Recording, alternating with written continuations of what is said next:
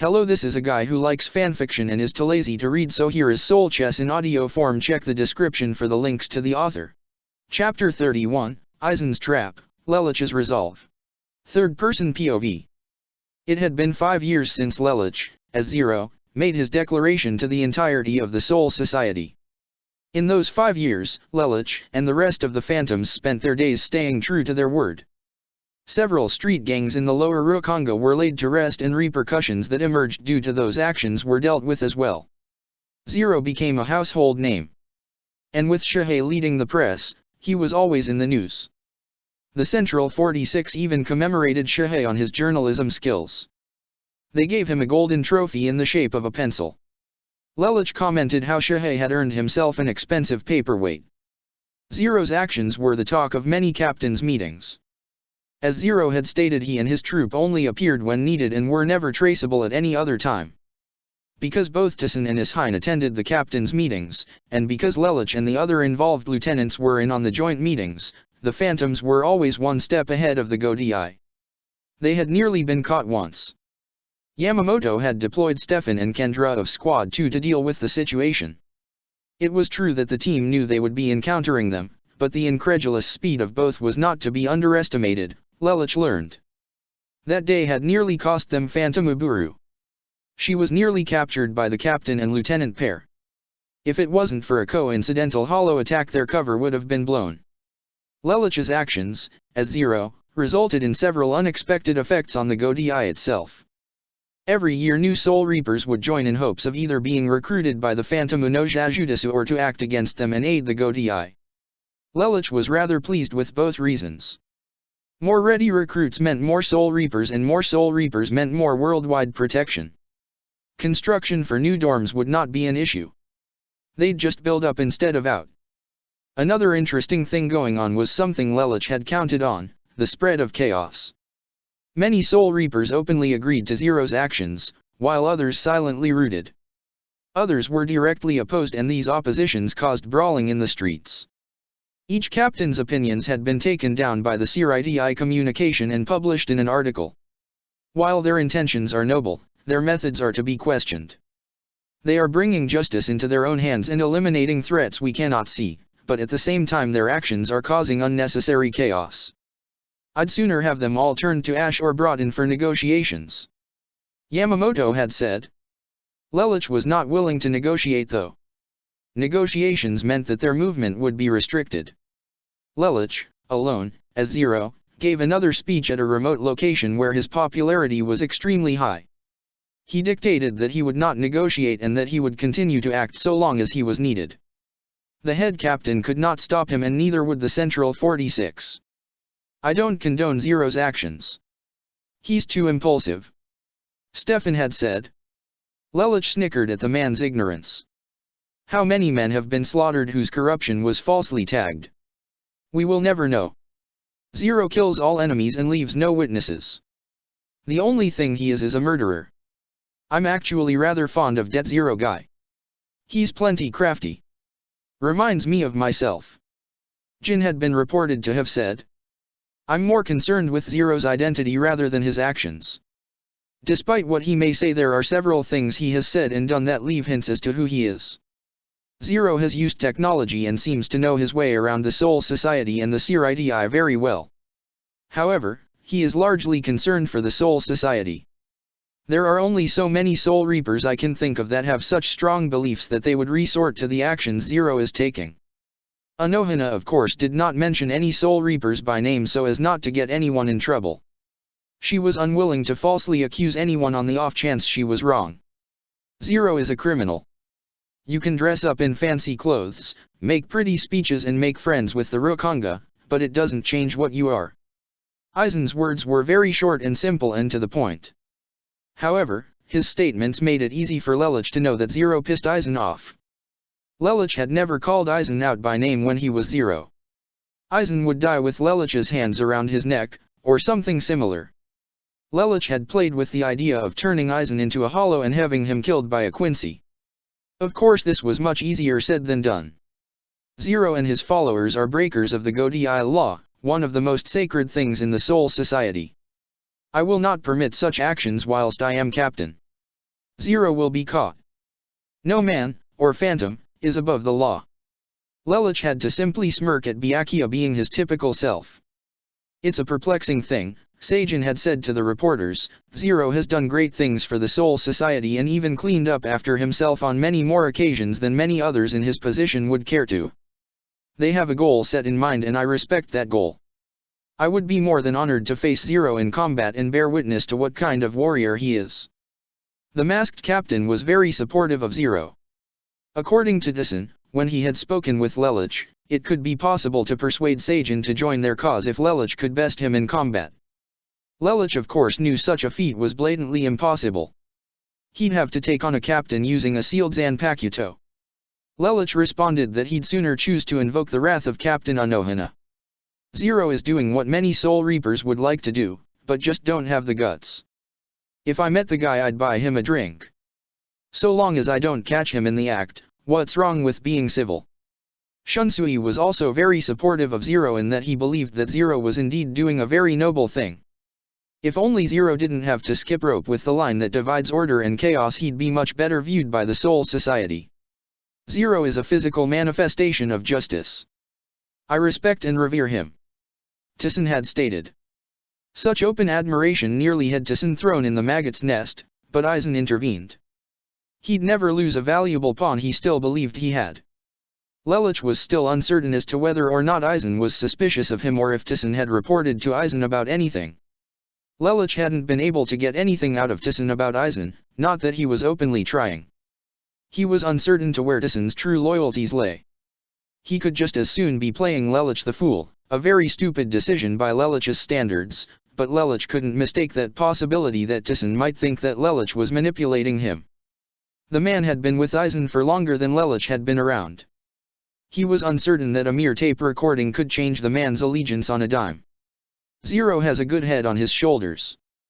He knows how the world works and he knows how to get inside those workings and manipulate them. The only way the Godai is ever gonna catch that guy is if they take themselves down with him. Ishine had joked. Pay, what do I care about some hero or whatever the hell that guy is? I only care if he's at fighting. If he is, then I want to crack at him. Kenpeki had told the press. That's one challenge I refuse to accept. Lelich thought when he read that. The only thing a person like Zero is good for is being made into a useful research subject. I'm also well aware that my tech is somehow being used for his means. How he's getting his hands on it, I wish I knew. Mayuri was reasonably upset with Zero's actions. Many machines simply kept disappearing and the captain would throw a fit. Unbeknownst to him, Nemia was smuggling most of it in hyperspace capsules that she kept inside her cleavage. I do believe Zero is trying to show us that the Soul Society is not a perfect place. He is creating a challenge that he wants us to answer. He's also doing a lot of work we would like to do, but can't. Sure, some of his methods are a bit extreme and unorthodox in some cases, but no one is perfect. Personally, I'd like to pick his brain and find out what made him out to be like this. Some form of traumatic experience would have made an excellent catalyst. Of course, that's supposing he's not just some phantom that is an ethereal manifestation of justice and vengeance. Yukatake had said during his interview. Lelich was rather pleased with the effect his actions were having on the Godai. He had the verbal support of no less than 5 captains, 2 of which were in his army to begin with. Lelich was orchestrating little minuscule jobs while planning something big. He was prepared to step into the shadows for a long duration and purposely take himself off the radar. He would make the Godai question whether he had vanished or not, and then he would strike when they least expected it. The goal of his ultimate move was to reveal the truth about Urahara Kisuke. He wasn't sure if he could expose Aizen, but he was going to make the Central 46 look quite the fool. Knowing Aizen, Lelich knew the man would be able to talk his way out of punishment. Lelich knew that the only way Aizen would expose himself would be if the circumstances were advantageous to him. Lelich also knew that the only way he could forcefully expose Aizen would be to find irrefutable proof of Aizen's misdeeds. So far all he had was circumstantial evidence and evidence he had obtained as Zero that would be considered fruit from the poisonous tree. Lelich needed something concrete that he obtained as himself that he could use to expose Aizen. Lelich spent some time over the last 5 years thinking up of different ways that Aizen would find favorable circumstances. First, the threat of Zero would have to be not hanging over the man's head, or Aizen would have to believe that Zero was insignificant compared to his own skills.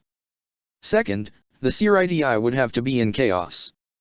Third, he'd have to have some way of operating from the shadows to prepare his exposure, just as Lelouch had carefully planned his debut as Zero.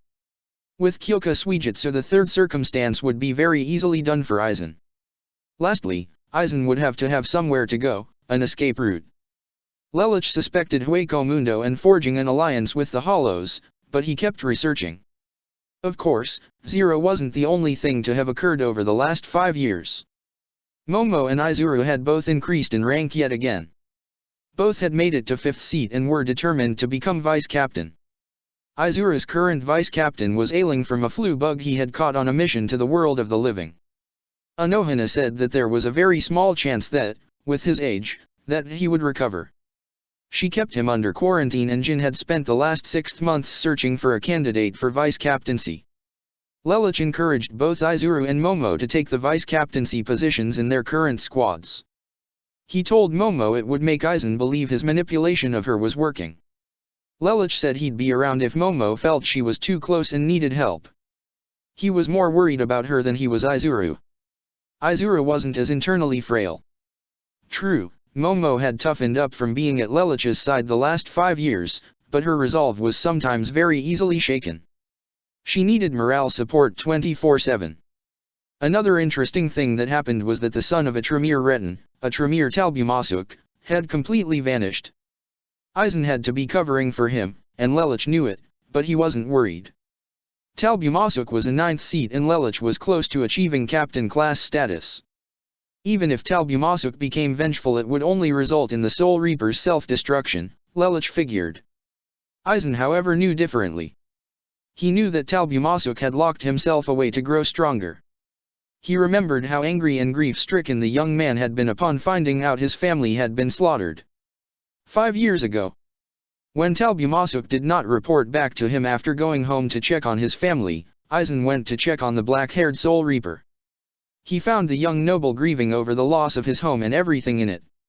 "Are you going to simply give in to despair?" Aizen asked his 9th seat. "Captain, Aizen." Talbumasuk turned his head to see his captain, the man who he and his entire family had sworn allegiance to. "Your family was destroyed by the Vigilante Zero." Aizen knew the truth before anyone else did. He knew Zero was out to mess with him. He had taken Hisuna out of his grasp and he had protected Urahara Kisuk. Minor setbacks in the man's plans, to be sure, but setbacks he could have done without. Talbumasuk rose to his feet.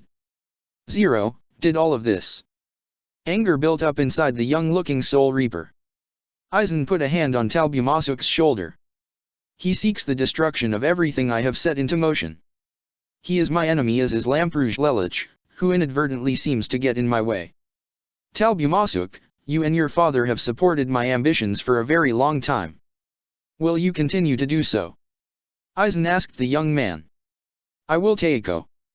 Zero will not get away with this." Present day. Aizen knew where Talbumasuk was. He was in an underground basement that the Tremeres used in emergencies to train himself to become stronger. He would be very instrumental in his plan. The boy had ambition, skill, and loyalty, 3 things Aizen required out of anyone who would follow his true intentions. He was unsure if Zero would get to Tison and persuade him to join the other side. Aizen was unsure how to test loyalty. Zero might even have Tison prepared to stick close to him. Nevertheless, it didn't matter to Aizen. He trusted no one. Not Jin, not Tison, not even Talbumasuk. Aizen had instructed the young noble and been his tutor. He had been friends with his father long before the boy was born. He was a mentor to the black-haired youth. In fact, Talbumasuk wore his hair in the exact same way Aizen did, as an appreciation to his mentor. Aizen felt like calling Talbumasuk his apprentice. He was certain that, given enough time, that Talbumasuk could achieve and master Bankai. At the same time, Aizen wondered he could do with Momo. He was her idol, but Lelouch, his rival, was her friend and beloved sensei. Unlike with Hisuna, Aizen was not met with resistance when it came to Momo. He was thankful for this, but wondered if perhaps, like Zero, Lelouch was out to get him. Or perhaps they are one and the same Aizen, Kyoka Suijutsu suggested. The thought has indeed crossed my mind. Aizen thought to himself. I suppose it would not be difficult to try and see if such a presumption is true or false. Aizen drew out his Zanpakuto and activated it. With the whole Soul Society under his spell, he safely went out into the Rokanga, undetected, and slipped into Hueco Mundo. 3 days later. Things were less than pleasant that day in the Kukaki Manor. As had happened before, Rukia was once again at odds with her sister and brother-in-law. All right, I'm sorry. Rukia apologized. There. Are you happy? Hisuna had bought Rukia a pet rabbit for her birthday last January, which Rukia named Cotton, and Rukia had left the cage unlocked last night after she was finished playing with it, and the fuzzy creature had gotten into Byakuya's favorite garden and eaten most of the petunias, tulips, and daisies. Byakuya was rather displeased with such a find that morning when he went to go check on the plants. Rukia had managed to get her pet back in the cage, but now she was having a fight with her sister, again. I'm not the one you should be apologizing to now, am I? Hisuna folded her arms. Byakuya-sama is very hurt and upset. They're just plants. I'll buy more, we have enough money. Rukia responded. That's not the point, Rukia. Byakuya-sama may not show it, but there are things he cares about in this world other than just his job and me. Apologize to him. Hisuna demanded. I'm not doing squat. Rukia shouted and ran out the door. Hisuna growled at her sister's immaturity. Don't blame me when Cotton becomes tonight's meal then. Hisuna jeered. She massaged her temples. I swear there are days I wonder if it was a good thing that I found her. Shiba Manor. Lelouch was in meeting with Kyokaku, Kyan, and Nimue in Kyokaku's soundproof room. After 5 years, while he was lucky nothing had happened up until now, he realized that his luck could run out on something at any moment. If for any reason at all Lelouch was sent to the world of the living, someone needed to masquerade as Zero in his absence. He couldn't ask any of the actual phantoms to take his place. A missing member would look too suspicious. He figured it would be best to have either Nimue, Kyan, or Kyokaku, his team's guardians, take the mantle of Zero while he was gone. Lelouch, you are crazier than Kisuke if you think I can pretend to be you. Kyokaku said, lighting her pipe. She had upgraded from cigarettes starting 3 years ago. I wouldn't go that far, Kyan said, scratching his head, but Kyokaku has a point. There's no way we could be as over the top as you with your speeches and your mannerisms. Lelouch sighed. Well then, Nimue, I guess we default to you. Could you act as Zero in my hypothetical absence? I will try. Nimue got to her feet and gave herself some room. She cleared her throat and did an exceptional imitation of Lelouch. It wasn't spot on and things would be less obvious with the voice changer in the Zero helmet, but it was enough for what needed to be done. Nimue thrust her arm out in front of her as she had witnessed Lelouch doing. I am Black Void. I am the Mind of Steel. I am the Just Phantom. With my own 2 hands I shall purge the corruption of this world with the light of redemption and divinity. Nimue thrust her arm down at her side and brought her fist up by her chest. I am Zero. Lelouch was rather impressed. Nimue would make a very convincing substitute. I think that'll cover it. In a conflict though, always think to yourself, what I would do. I will be sure to make you proud of me, Lelouch-sama. Nimue bowed. Is it just me or does your relationship seem a little bit more than just co-workers? Kyokaku asked. Nimue turned towards Kyokaku and bowed slightly. Lelouch-sama is like an older brother to me. He taught me how to live when I was created. We are very close. Nimue would have wanted to say more than that, but she and Lelica hadn't done much of anything except that one kiss. Of course there were times Nimue found herself wanting more of those moments.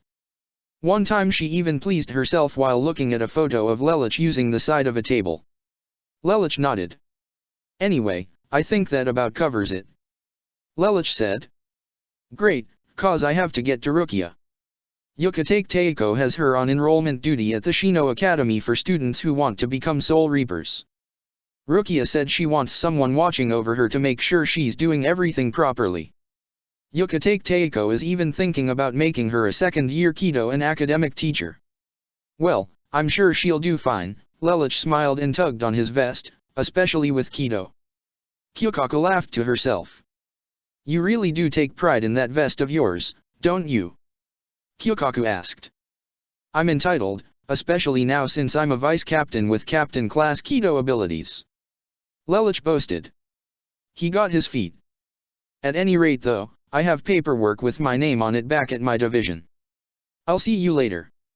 It was nice seeing you, Kyokaku-sama. Nimue bowed to Kyokaku as she, Lelouch, and Kyan left. Shino Academy. Rukia, Momo, and a few other officers had been assigned enrollment duty for the day. Enrollment for the Shino Academy involved individuals coming up to the front desk, signing their name, and then they were given a uniform and their zanpakuto was ripped out from within them.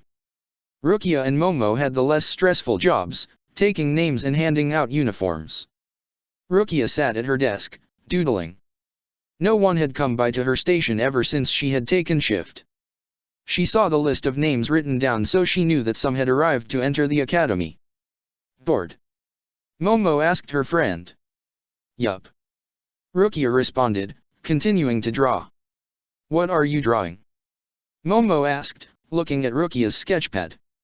Rukia had drawn 2 identical Soul Reapers, in her usual childish style of drawing, zapping a third one. My sister and I attacking my brother-in-law. Rukia mused to herself. Momo took a half a step back. She knew who Rukia's sister was and who said sister was married to. Momo was not about to comment on the obvious frustration Rukia had with the 6th Division captain. Instead, she stood where she was whistling. That's a lovely sound. A familiar voice called out. For a second I thought that was you, Rukia. Kyan came from around the corner. Ah, Kyan Dano, you came. Rukia lit up. Hey, what are friends for? He asked. It's nice to see you, Shibufuku Taiko. Momo bowed to the noble vice-captain. Nice to see you too, Hinamari-san. He said to her. He then added. Shouldn't you be at your station? A soul could come walking down here any moment to apply to become a Soul Reaper. Ah, you're right. Momo slammed her fist into her palm and went back to the uniform rack. Kyan took one look at Rukia's drawing and said, still having trouble at home, I take it. Neisan's angry at me because Cotton ate Isama's flowers. Although Rukia butt heads with Byakuya rather often, she still referred to him with the proper respectful title. There were times when the two got along, of which Hisano would sometimes remind Rukia of when the two were at odds. So you're drawing the two of you beating him up? Kyan asked. Rukia, revenge is best served cold. He sat down next to her. Sensei doesn't seem to think so. Rukia said, drawing a chappie of Lelouch. Lelouch has a few screws wound a little too tightly. I don't even begin to pretend to understand what goes through that guy's mind. Kyan rubbed his head. Rukia was about to respond, but a young boy approached the front desk with Rangiku standing next to him. The boy had white hair and blue-green eyes. He was about as tall as Yachiroa, perhaps a little taller. Matsumoto-san, konnichiwa. Rukia greeted. Oh, hi Rukia, I didn't know you had enrollment duty today. And I see Kyan-kun is helping his little apprentice Chan no. Rangiku chuckled. Haha, very funny Rangiku. Kyan laughed off. So who's the kid? Rangiku nudged the small boy forward. Go on, introduce yourself. The boy cleared his throat. Kei konnichiwa. Is this the place where people sign up to become Soul Reapers? Yes, Rukia nodded with a smile. What's your name? Hitsugaya Toshiro. The boy answered. Momo came bolting over from the uniform rack. Shiro-chan. She grabbed hold of Hitsugaya, lifted him off his feet and spun him around. Oh, it's so good to see you. Oh, Hinamari-kun, you know him? Rangiku asked her. Momo nodded with a jubilant smile, holding Hitsugaya like one would hold a domesticated cat. Hitsugaya's displeased expression matched one said hypothetical cat would have. Shiro-chan and I grew up together in Junranen. Oh, how nice. Rangiku clapped her hands. Calm yourself, Toshiro. Hitsugaya said to himself. Count to 10. Rukia cleared her throat. Hitsugaya Toshiro-san, could you please sign your name here? Rukia gave Hitsugaya the sign-up sheet. Hitsugaya signed his name and Rukia thanked him. Good, I hope you'll do your best to become an instrumental member of the Godi I-13. Right then, let's get you fitted for your uniform, okay Shiro-chan. Momo led her friend by the hand. But they're all one size and adjust to the wearer. Rangiku commented. The Department of Research and Development made that little change decades ago. Ah, let them catch up. Kyan waved his hand nonchalantly. This is the slowest sign-up shift I've seen in all my years. Around the side of the enrollment station, Momo and Hitsugaya played catch-up. The last time Momo had gone to see Hitsugaya was 5 years ago, approximately 3 weeks after she became a Phantom of Justice. It's good to see you Shiro-chan. Momo smiled at her short companion. Why did you come here? I thought you didn't want to be a Soul Reaper. Oba-chan was getting overwhelmed by my spiritual pressure. Your friend, Matsumoto, found me and brought me here. We've been walking here since early this morning, before the sun came up. Hitsugaya told Momo. Rangiku-san must have made lots of stops, Junranin isn't far from here. Momo said, rolling her eyes up to the side and putting her finger on her chin. Hitsugaya sighed, remembering how Rangiku had to stop at every store that they passed by on the way here. Of course Rangiku wasn't his only reason for being here. Hinamori, he spoke to his companion. What do you know about the organization the Phantom no Jujutsu? The Momo of 5 years ago would have freaked out, saying something akin to, I know nothing. I am not like a part of them or anything. However, Momo had learned to keep cool under pressure via Lelich's guidance. So instead, she simply said, with a smile, what everyone else knows really. They're a covered organization that dedicates itself to protecting those too weak to protect themselves. I think they're doing a very noble thing. I agree. Hitsugaya responded. I saw them operating once. They flushed out a hollow attack before the Soul Reapers could even make it unseen. You sound quite fond of them Shiro-chan. Momo giggled. Hitsugaya tried to hide his underlying fanboyism. They're doing what the Soul Society should be doing all on its own, but lays down so many rules that only those within the borders of the CRIDI benefit. He paused and then said. I want to help them when I get stronger. Momo laughed. You sound like a little kid wanting to grow up to be a superhero. Hitsugaya growled. I am not. He would deny any acting like or actions relating to childishness. After a pause he asked, are you fond of them too? Of course I'm fond of them. Momo smiled. They're doing great things for the less fortunate. They're a charity to the Soul Society, sure they have some harsh methods, but it's all for the benefit of all. Hitsugaya was bewildered. This was certainly not the same Momo he had met with 5 years ago. She had changed. He couldn't quite decide if this change was good or bad though. So, which one is your favorite? Pardon? Momo asked. You favorite Phantom. Hitsugaya responded. Momo laughed. Hitsugaya really was just like a little kid. I like Zero really, the leader. He's really cool. Personally I find Zero to be all talk. Hitsugaya responded. All I've seen him doing is shouting out orders. Does he even know how to fight? Momo wanted to retaliate with a smart comment, but she had been taught better than that. Instead she shot back with. So which one is your favorite? Byaruto. Hitsugaya stated. Momo nearly had a heart attack at the calm, serene smile on Hitsugaya's face. The kind of smile one gets when the vending machine pops out an extra candy bar. She was Phantomu Byaruto. Hitsugaya explained his reasoning. She's the most moral one out of them all and she's the kindest and gentlest one out of them all. That's good. Momo responded. I'm his idol? I need to talk to Lelich about this. This is serious. It was true that Momo had a sort of schoolgirl crush on Lelich, but it was just infatuation and admiration. It could become more, but Lelich seemed oblivious to her fondness of him. It didn't bother her, but she wished he understood.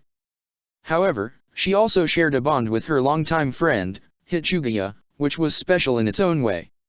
He liked her alter ego. How the hell was she supposed to deal with that? Anyway, can I get my uniform so I can take a look around the place? I'd like to know my way around the place before it gets dark. Hitsugaya commented. Ah, right. Momo handed him his uniform. Good luck, Shiro-chan. She waved to him as he ran off. I'll be rooting for you. 2 days later. 1st Division Territory. Captain's Meeting Room. This regularly scheduled captain's meeting now comes to order. Yamamoto declared. Yamamoto looked around the room at the other 12 captains in the meeting hall. Let us begin with a matter we have discussed many times over. Does anyone have any idea how we can deal with Zero? No one said a word. After several minutes of silence, Yamamoto sighed. Very well, you all may bring forth your own divisionary matters to the floor. Aizen wasted no time in stepping forward. Sir, if I may, yesterday one of my squad's patrolmen in the world of the living was wiped out by an unknown assailant. This was a seated officer, ranked 7th in my division. I would like for this mystery hollow to be dealt with. I can send my 5th seat. She's very well versed on Lamperouge Fukotaiko's sorting algorithm. Stefan replied. Unfortunately, I don't think simply knowing the algorithm is going to cut it. Aizen replied. If this were an AA or S ranked hollow, I'd be content, but I'm almost certain we might be dealing with a Minos Grande loose in the world of the living. Ah, now that you mention it, I did pick up some strong spiritual pressure readings the other day. What Aizen Sosuke says might have some merit to it. Mayuri replied. Do you not think that that was important information? Yamamoto thundered. A Minos loose in the world of the living is a serious matter indeed. And that's why I believe that sending Lamperouge Fukotaiko himself would be the best course of action. Aizen stated. Both Ishine and Tison were alerted to this. That's a mighty brazen request, Aizen. Ishine was always rather informal with certain captains. If the hollow is truly a Minos, a hollow expert would be the best one to identify and potentially neutralize the threat. Aizen replied. If Lamperouge Lelich truly is Zero, then if he does not survive this mission, Zero will be gone forever. Also, assuming he is in fact Zero, his team will be lost without him. He is a shepherd that leads the flock. Even if he were to create a dummy in his place, there is no individual with as much tactical ingenuity as Lamperouge Lelich. Kukaki Byakuya comes close, but I am far better than he. And even so, Kukaki Byakuya is very disapproving of Zero's antics. He would never side with him. Even if Lamperouge Lelich isn't Zero, my ultimate rival should be able to handle the power of an Aegis with only 1/5 of his strength. This is my test for you, Lamperouge Lelich, can you pass it? Head Captain, Lelich is by no means a front-line fighter to be able to deal with an Aegis all on his own at 1/5 of his power. He'd never be able to last long enough for Gentei Kaijo if he got in a real jam.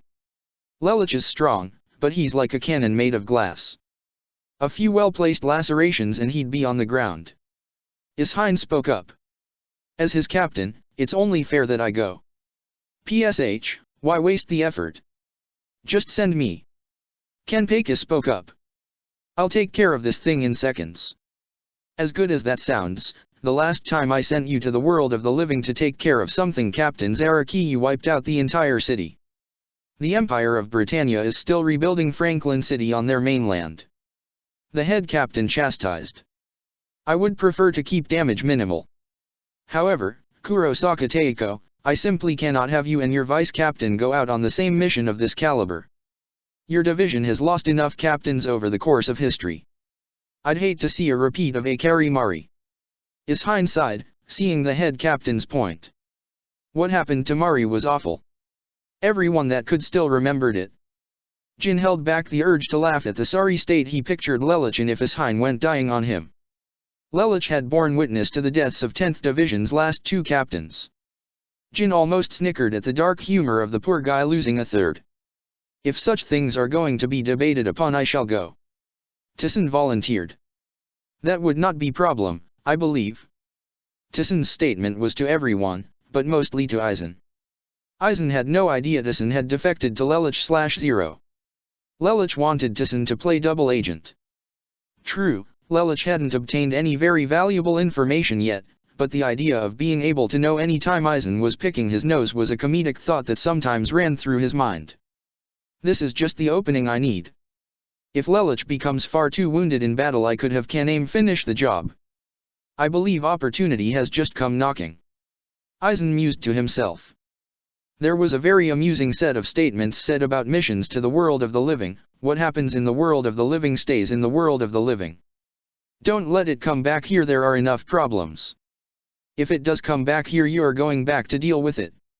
If you can't, we have to kill you. The kill portion wasn't always literal, but the academy students made up these little quips all on their own. Although this one was partially helped into creation by Hisuna of all people, this was before she was a Kukaki. Shall I assist Lamp-Rouge Lelich on his mission, Suteiko? Tison asked the old Soul Reaper. Very well. Yamamoto thundered. Kurosaka Teiko, see to it that your vice-captain is informed about all of this. Yes, sir. Ishine saluted.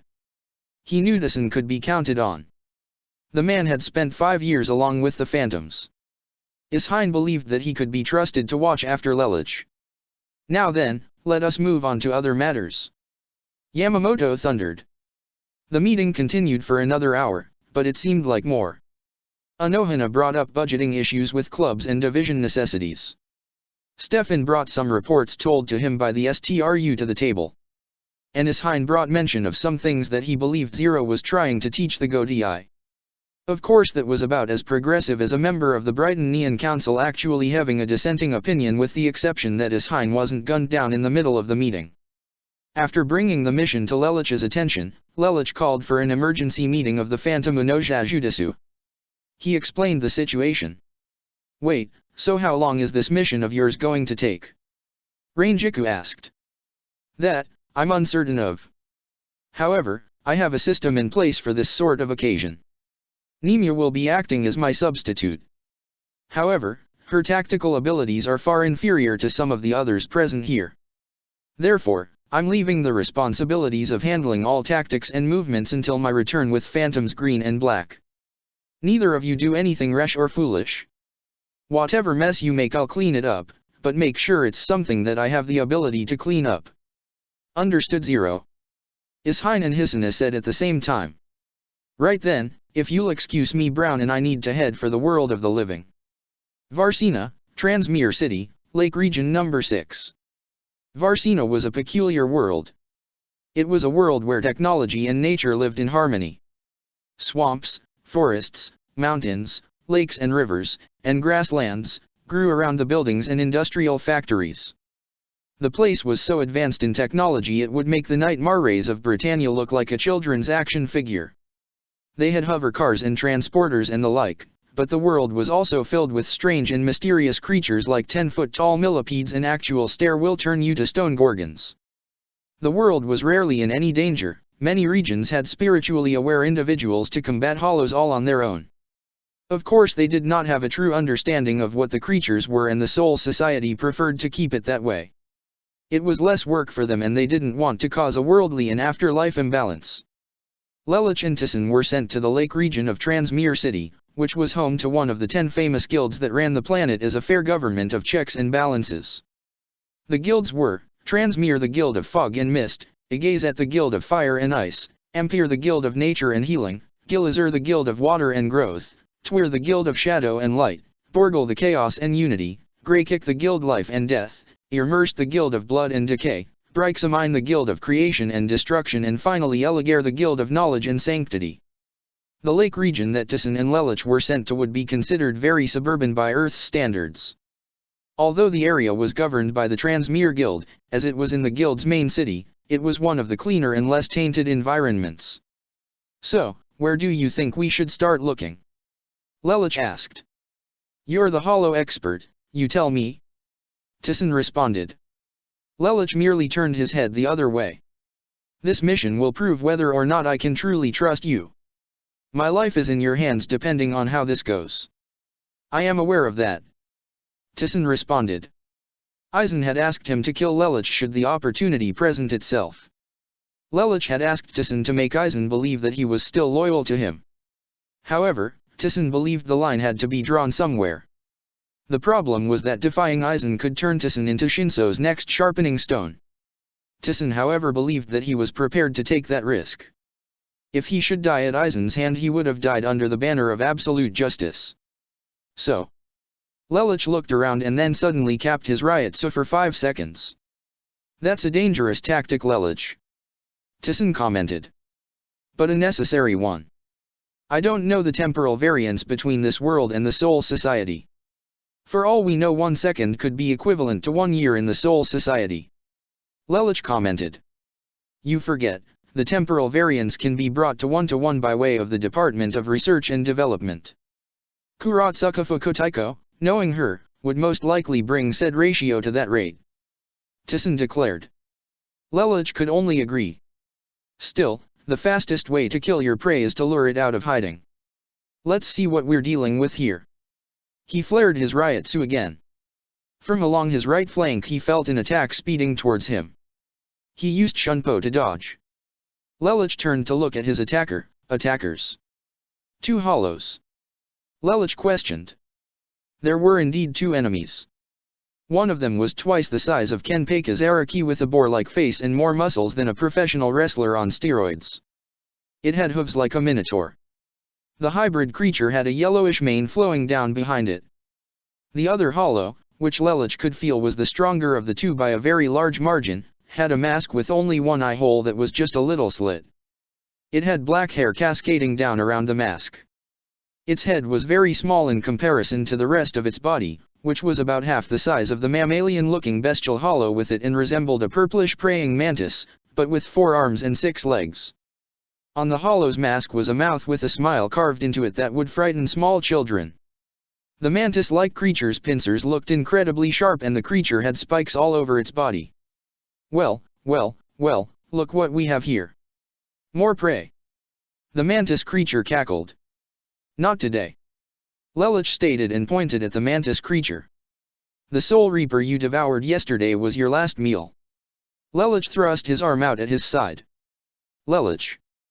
Tison spoke to him. Yeah, I know. The mantis-looking one is an Agichis. And that's what makes what I have to ask you all the more difficult for you. Let me fight that one. Lelich said. Are you ordering me as a vice captain or as Zero? Either way I cannot abide by that order. Tison stated. Lelich looked menacingly in his direction and drew out his Zanpakuto. I must be the one to kill it. I'm not stupid, Aizen planned this. He believes you are on his side. However, if you are truly on my side, you will trust me to take this risk and fight the weaker hollow. Aizen may not have made the connection between Zero and me yet, but he obviously considers me a threat that must be eliminated. He probably wants you to finish the job if the hollows cannot. I will prove that I am not easily defeated. Tison looked curiously in Lelich's direction. I can hear it in his voice and feel it in his soul. This hollow symbolizes the strength he must surpass to feel as if he is a match for Aizen Teiko. Tison's worry turned to content. Very well, I hope you know what you're doing. He told Lelich. Are you done? My hunger grows. The mantis-like hollow stated. You could have attacked at any time. Lelich rebuked. I like it when my prey fights back. I'm not exactly interested in prey that gives up. The hollow said, his single yellow eye becoming more of a slit than an actual eye. Well, that's your business then. Lelich slung his Zanpakuto over his shoulder. Rally and motivate, Iin Tamashi. He then disappeared and reappeared at a nearby location, goading the hollow into following him. Tison engaged the other, larger hollow in battle. The hollow followed Lelich out to a bridge that was shut down for reconstruction, but where the workers were nowhere to be seen. Lelich was standing on construction pole with the hollow wandering the bridge, looking up at him. Not even a weapon on you, eh? You really think you can take me out with just a cape? The hollow asked. You talk too much. Lelich responded. And besides, my cape is not a weapon. It's an accessory for my power. Nevertheless, what is your name, Agichis? What does my name matter to you, Soul Reaper? The hollow asked. We don't see Agichis very often. I have to know what to call you when I write my report of your extermination. Lelich smirked. Fine, I shall tell you my name, wretched Soul Reaper. I am known as Noitara Jiraiga. I am the strongest Agichis in Hueco Mundo. The Hollow declared. Is that a self-proclaimed title? Lelich scoffed. Shut up and fight me, Soul Reaper. Neutra shouted. But first, what's your name? And why should a monster care about the names of its victims? Lelich asked. I don't get out very often, so I always like to savor my non-hollow meals when I can. Neutra grinned. Then hear my name, and don't forget it even after you die. Lelich declared. I can use my true name. I don't plan to let this thing leave here alive. Not to mention this isn't Earth. I am Lelich 6 Britannia, Vice Captain of Division 10. Lelich leapt off his perch and began by pulling his hand and turning his body as he glided through the air. Hado 65, Aoi Kaminari Nowhere. Blue Lightning Fissure, a giant blast of sky blue energy, visibly larger than Reikoho, went shooting off from Lelich's palm and seared one of Neutra's arms right off before coursing lightning through his entire body. While he was stunned, Lelich opened fire with his Zanpakuto's ability, using the knockback to widen the distance. Once off the bridge, he did an air bounce and got on top of the suspension wire, waiting for the hollow to make its move. Neutra regrew his lost limb and then lashed out at Lelich with one of his pincers as it extended outward from his body. Lelich teleported away from the attack and reappeared behind Neutra. Urisubakuden. He fired off the oddly colored energy and landed it right into the Ajicha's abdomen. Neutra turned to attack Lelich, but his cape quickly got him outside the danger zone of the strike. What was I worried about? This is easy. Lelich said as he landed, only to notice a glowing light nearby. A Zero. A goldenish Zero fired off at Lelich's direction. He leapt to avoid the attack. Hado 33, Sakasui. He blasted the attack at Neutra's mask, but it didn't do much more than make the mantis-like creature cough for a few seconds. Just a little more. Lelich mentally counted backwards in his head to when his delayed detonation would go off. Neutra charged Lelich, using his wings to increase his speed. Lelich dodged and swerved, using Shunpo to keep himself out of harm's way. I can't keep this up for much more. I'm expelling too much spirit energy far too quickly. 1/5 my strength sucks. Lelich leapt behind a pile of long pipes, which Neutra promptly destroyed with his pincers. He then tried to attack Lelich by coming at him from both sides, but as he did his butt began to twitch. What? His abdomen burst like grape pressed into a kitchen table by a spatula. Lelich took this opportunity to get in the air and make a perfect alignment with himself and Neutra's mask. I have you now. Hado 88, Hiri Yujkazoku Shintenreiho. The gargantuous blast of energy went blasting towards Neutra and nearly destroyed the portion of the bridge in the process. Neutra sank into the water. Lelich calmly landed on the bridge pathway, panting. Damn, you would think after 96 years that I wouldn't have such low-quality stamina by now. Gentei Kaijo is necessary, but 20% is a real pain. Lelich walked over to the portion of the bridge that had collapsed. Well, at least that seemed to have done it. Unfortunately for Lelich, reality was about to pull one of the biggest anime clichés in the world on him. Much to his frustration, Neutra shot out of the water, wings flapping and buzzing. All his damage was repaired, he was soaking from head to toe and he was pissed at Lelich. No. Hado 88 should have cracked through his mask completely. Wait, crap. He must have fired a Zero reflexively to reduce the damage. Damn it. I'm screwed. Lelich cursed. What's the matter, Soul Reaper? Have you lost your will to fight because I'm still here? Neutra pounced on Lelich's location. Lelich escaped with his cape. Neutra attacked Lelich with one of his pincers. Lelich barely avoided his cape being shredded to pieces. Damn it. I've only got one move left and this has got to work. Lelich dodged another one of Neutra's swings and then shouted. Bakudo 75, Gakyu Tekken. The iron pillars slammed down on Neutra, pinning him to the ground. Neutra immediately began fighting back. This needs to buy me enough time. I wish I could do this properly without the incantation, but I'm not that skilled just yet. Lelich landed on air and began chanting as a scotch pink ball of energy began to form in his hand. Limit of the 1,000 hands, respectful hands, unable to touch the darkness. Do you think this is enough to hold me down, Soul Reaper? Neutra shouted. Lelich ignored Neutera and continued. Shooting hands unable to reflect the blue sky. The road that basks in the light, the wind that ignited the embers, time that gathers when bother are together, there is no need to be hesitant, obey my orders. The Gokuteken began to crack. Light bullets, 8 bodies, 9 items, Book of Heaven, Diseased Treasure, Great Wheel, Grey Fortress Tower. The cracks became larger and neared shattering point.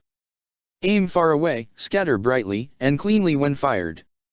Neutera burst free from Lelich's Bakudo. Hado 91, Senjukutenteho.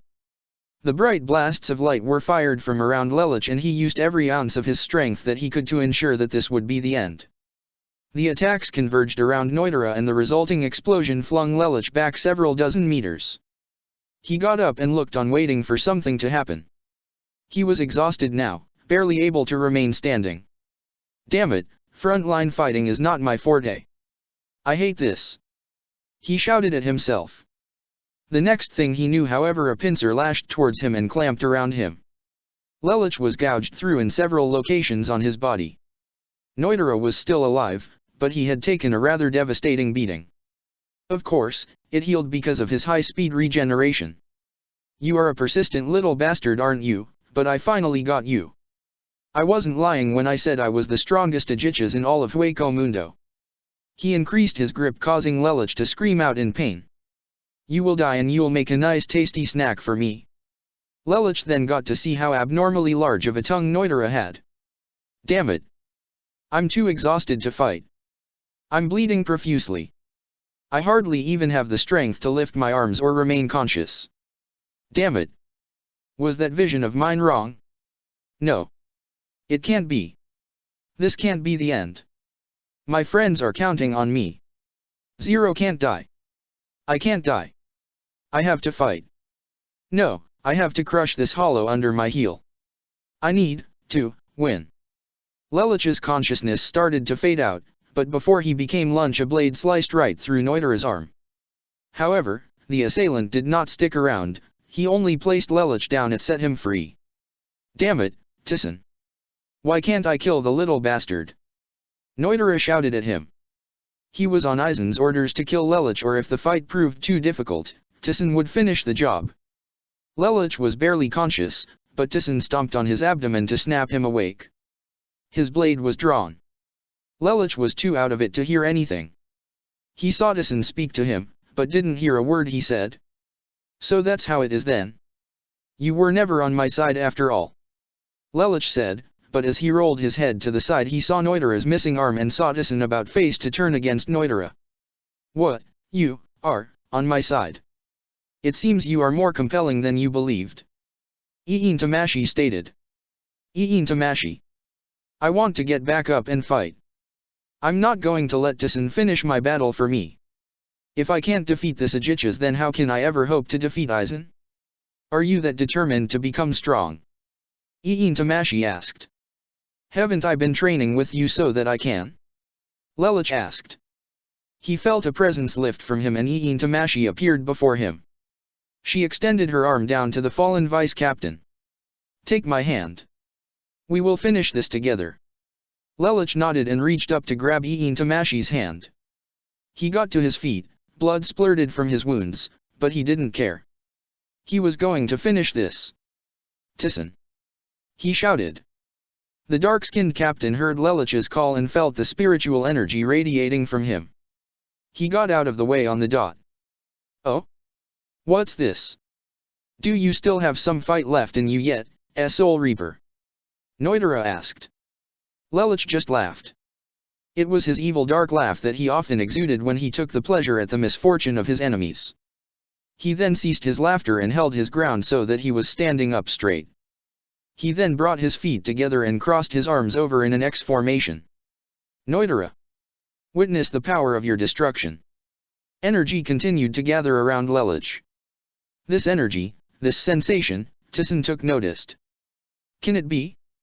Lelich finished gathering energy and thrust his hands out in front of him so that his cape flapped in the breeze as the energy expanded outward. Bankai. More powerful energy exuded out from Lelich as dark light emanated from him. When it cleared, Lelich was in more than just his zero cape. He had a suit, gloves, and boots to match his cape. The Zero helmet, however, was not the traditional helmet. Instead of completely covering his face, Lelich's helmet had a cutout in the shape of the geese around the eye area. The geese emblem also glowed on the inside sides of the boots and the backs of his gloves. It also was very noticeable on the back of his cape. Zero no Seishin no Iin Tamashi, Undying Soul of the Spirit of Zero. To be continued. Chapter 32, Lelich and the Trouble with Hormones. Third-person POV. Lelich stood firmly with his feet on the ground, prepared to face off against Hollow Noitera. Nice uniform. Do they have men's clothes where you got that? Noitera taunted. Lelich was unbothered by his opponent's comment. I'd watch my mouth if I were you. Lelich stretched out his hand. You just might lose it. He snapped his fingers. There were several loud snapping noises as the suspension wires from the bridge were broken off on one end. Lelich moved his hand lightly to the side and suddenly the suspension wires wrapped around Noitera tightly in place. He struggled, but he could not break free. Those wires are made of reinforced steel of which human muscle and jaws cannot break. Your pincers will do you no good now. You think this will hold me? Do you plan to capture me? Noitera grunted as he struggled. I simply like to play with my food before I devour it. Lelich chuckled and rose up his hand like he was pulling up puppet strings, raising an industrial-sized steel pipe behind him. He then began using it to beat Noitera with it, laughing like a madman all the while. He was thoroughly enjoying himself as he tortured the Ajichas before him. Who is the inferior and weaker individual now so-called strongest Ajichas in all of Hueco Mundo? Although Tison could see what was happening, he could hear the bludgeoning and grunts of Noitera as Lelich whacked him over and over again. For a man who prides himself in justice, he has quite the sadistic side to him. But then, don't we all? It is in the nature of humans and the like to have a very dark side to them, but many of us simply choose not to embrace it. Lelich began to grow bored with simply beating Noitera in the head with the large pipe and gently placed said pipe back where he first picked it up. Well, I believe I've had my fun. It's time I ended this. Noitera just gagged and wheezed. Lelich had beaten the hollow halfway to pulp. Thanks to the reinforced suspension wires, Noitera's legs, pincers, thorax, abdomen and neck were tightly bound. He was now also so beaten and bruised he did not have the strength to move. Damn you, Soul Reaper! Noitera's spiritual pressure began leaking out as he became desperate. You won't be breaking free. It's time for you to die. Lelich pointed his hand up at an angle with his thumb and index finger locked together, but the rest of his fingers spread apart. Dense black fog began emitting from his fingertips. The fog multiplied as it drew near Noitera and began blanketing him in a fog so thick that he vanished inside it.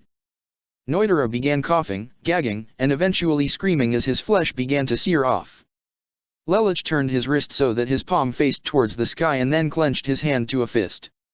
Shikumo. Death Cloud. Lelich completely annihilated Noitera as the fog ripped apart the hollow's flesh until all that was left was a mere mask, which eventually dissolved all on its own. Lelich disengaged his Bankai and then began to stagger about. He sighed. Not again. He eventually lost his balance and fell over. He lost consciousness before he hit the ground, but did not hit it. Tison stopped Lelich from face-planting into the pavement. Tison spoke to the vice-captain despite the fact that he couldn't hear him. I should get you back to the Soul Society. Those wounds of yours need treatment and the first release of Bankai is always very draining. Fear not though, I will not reveal your Bankai's name. Such a thing would most likely reveal your identity. You are a very prominent individual, Lamperouge Lelich. You have my respect, and my trust. Tison had not heard Lelich's declaration of his actual name. He had been fighting Noitera's friend, Tesla, at the time. Tison drew out his Zanpakuto and opened a Senkaimon. Aizen Teiko will wonder why I did not finish you off. Tison thought for a moment. I suppose he wouldn't want to lose a potential rival. After all, you've started Bankai. Tison carried the exhausted Lelich under his arm and went back to the Soul Society. 4th Division. 1 month later.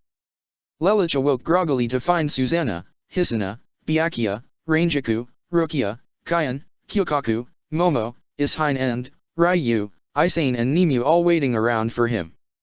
Ah, he's waking up. Susanna cried out. Lelich clutched his head. Ugh. He grunted. Ah, Lamperouge-san, how are you feeling? Isane asked him. Like I want to die again. Lelich groaned. He was exaggerating of course, but he really felt like crap. Tsunteiko reported that your energy spiked to equate Bankai level. Byakuya stated. Kurosaka Teiko, Hisuna, and I know what it's like to first obtain Bankai. Yeah, not fun. Hisuna remembered. That's right, I earned Bankai, wait. Zero no Seishin no Iin Tamashi. Lelich began pale at remembering his Bankai's name. His cover could be blown. Tsunteiko didn't report your Bankai's name or appearance, not that he could have noticed the latter. Ishine stated. Lelich breathed easy, but made it so that it was unnoticeable. Still, Bankai. That's mighty impressive, Lelich. Ishine grinned. Indeed. It's certainly a rare gift to be able to achieve Bankai. Byakuya stated. Alright, let's give the guy some breathing room here. Kyokaku clapped. How's my condition, Katetsu-san? Lelich asked Isane. Ah, normally you'd just have to wait for your wounds to fully heal, which would only take another week since you've been resting for a month, but because you've taken the first step towards Bankai you need to let the excess energy flow out from your body. Isane stated. And how does that work? Lelich asked. Ah, Isane flipped through a series of notes her captain had given her. According to Teiko's notes, we have to watch your condition for 5 months to a year for unexpected developments. So you have to stay on the ground so we can watch you. That's fine, Lelich looked at Ishine. You can just send Ranjika with my paperwork. Ishine laughed and then gave Lelich a then ruffled Lelich's hair. You are such a workaholic. I'll take care of it, don't worry.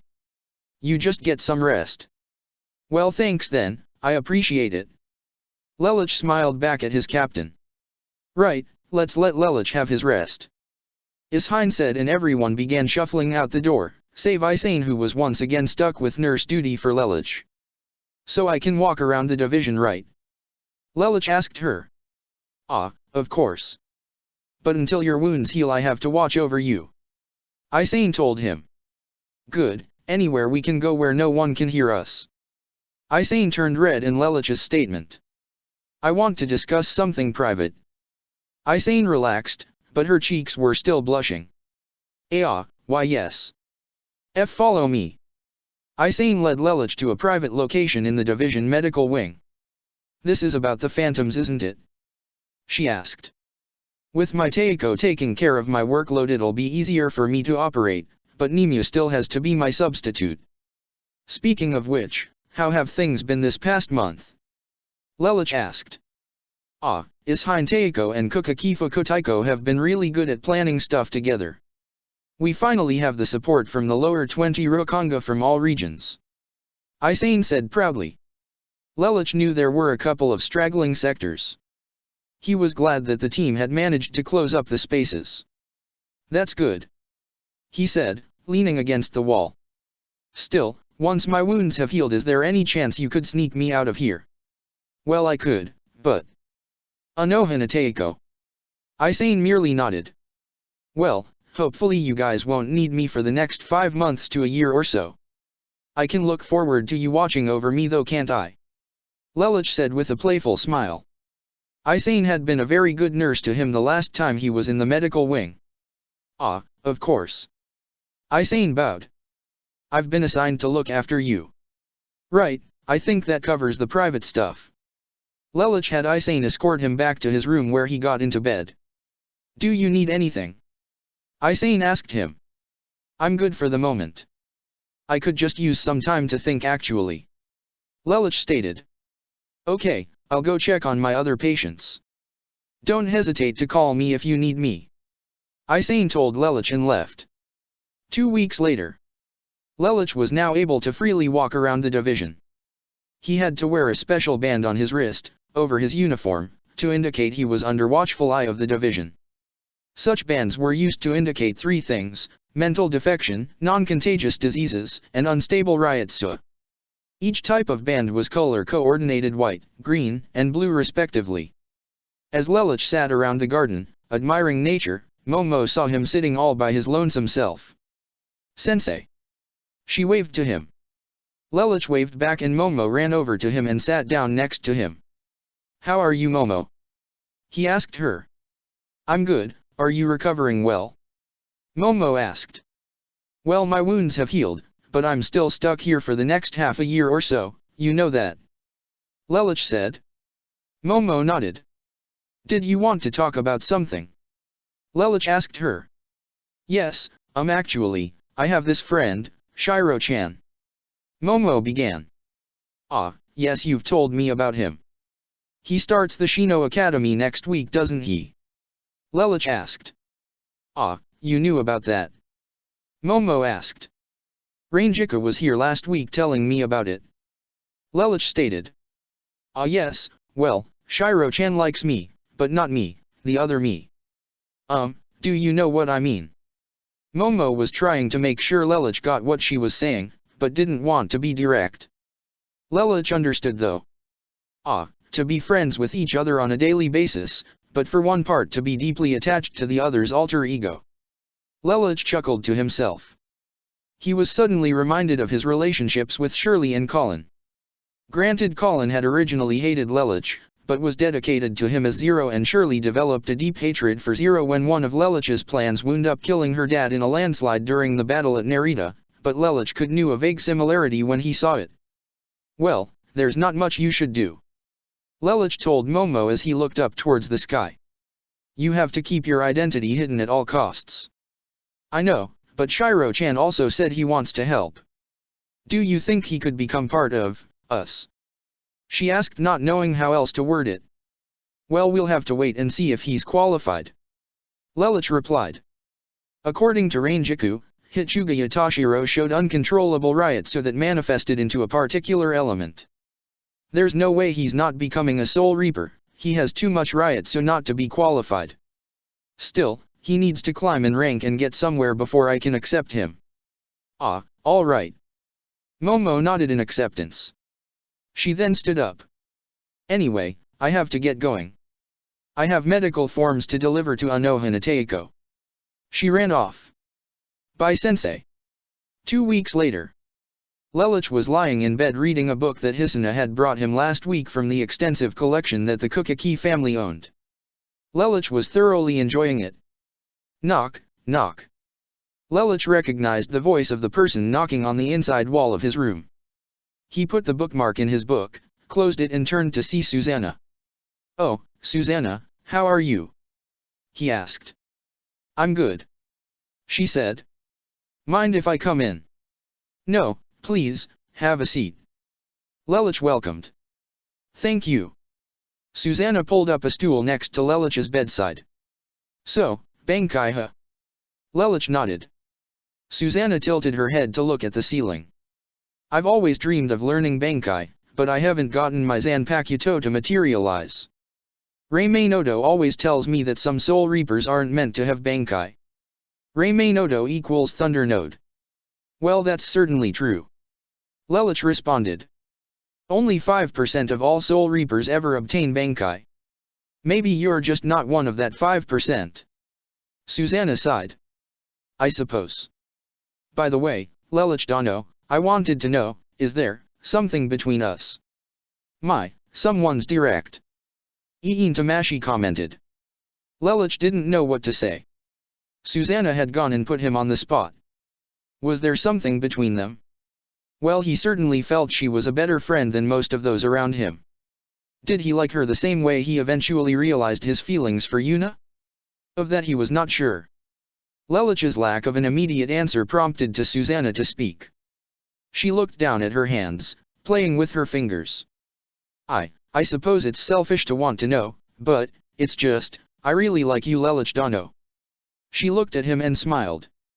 "I admire you so much, I just can't put it in words as to the level of admiration." Susanna turned away from Lelich and put her fingers to her lower lips. "I still remember when you kissed me. I am not sure how I was supposed to feel about that. Don't get my hopes up about anything, even that kiss." I've told myself, don't fool yourself, there's no way I'm the one he'd pick. It confuses me, but, Susanna turned to look at Lelich, it also warms my heart. I know that you care about me, or am I misreading that too? Lelich found the proper words to respond to Susanna. He reached out and put a hand on hers. I do care about you. He told her. You and everyone else in the group are like a family and an Akama to me at the same time, a family that doesn't shun me for who I am. I'm thankful for your feelings, but, I'm still unsure how I exactly feel about you, but... Lelich tugged lightly on Susanna's arm, which she responded to by sliding off the stool and soon found Lelich's lips against hers. She was in ecstasy to feel such a sensation that she had only felt once before a little more than 30 years ago.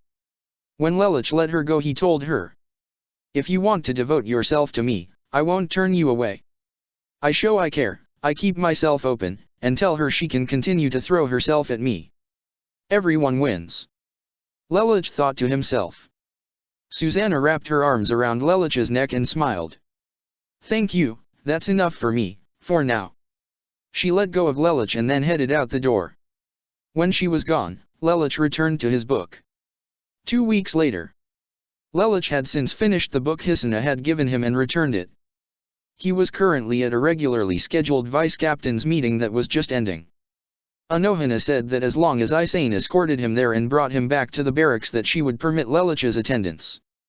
The vice-captains that hadn't seen Lelich in a while, Sasakaibe Kojiro, Otomaka Kendra, Iba Tetsuzaman, Ise Nanao, and Kusajishi Yachiru all congratulated Lelich on his achievement of Bankai.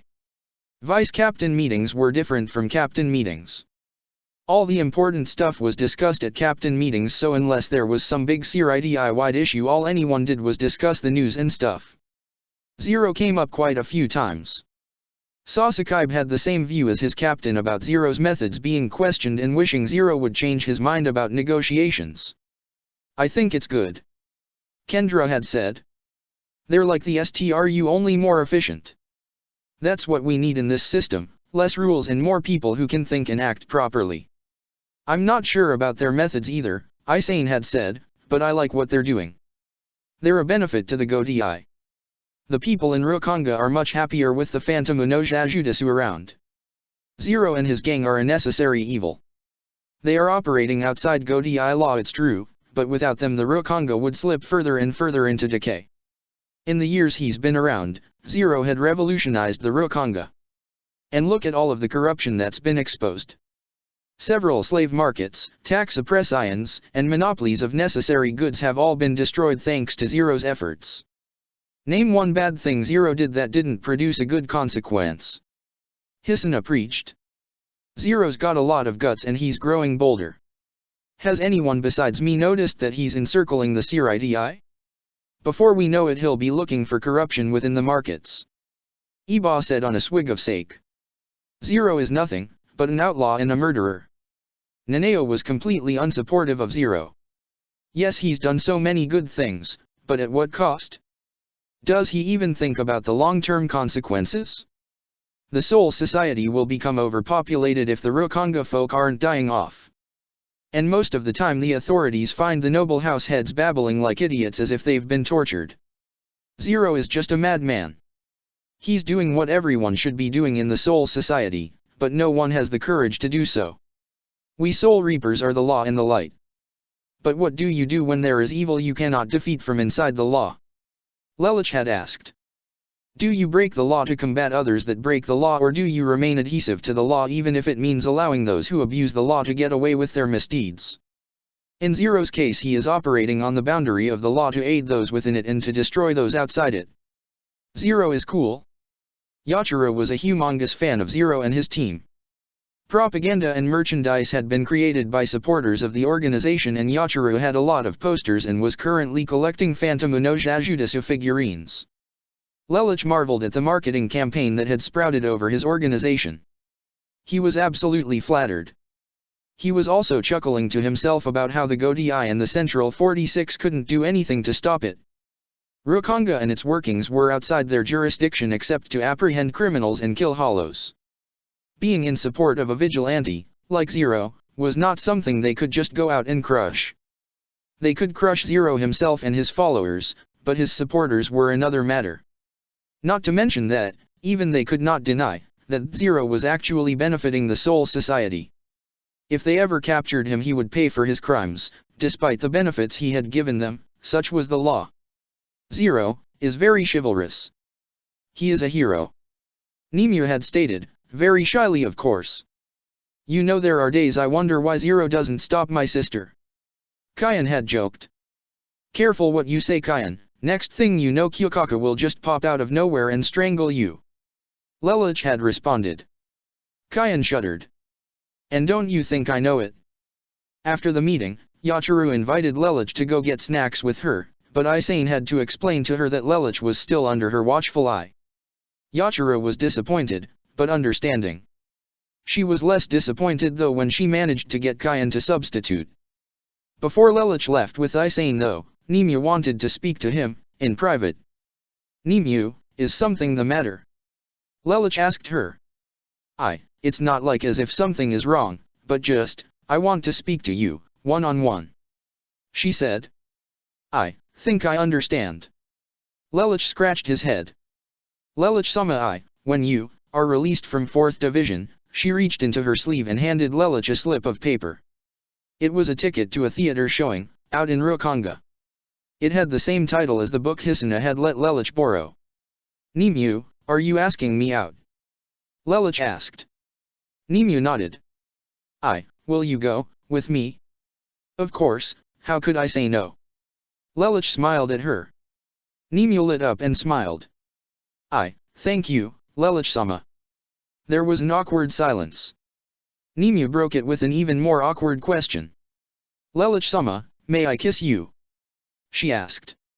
Lelouch was caught off guard. Pardon? I said, may I kiss you? Nimue repeated. So many girls looking at me and two really trying for me, it's like I never died in the first place. Lelouch joked to himself. Lelouch didn't answer Nimue's question, he merely wrapped his hand around the back of her head and lightly kissed Nimue on the lips. Nimue wrapped her arms around Lelouch and opened her mouth, deepening the kiss. When they drew away, Lelouch leaned Nimue against him and twirled her braid with his finger. You seem pretty sure how you feel about her. Nimue's different, rather, our relationship is. Right at the whole surrogate sibling thing.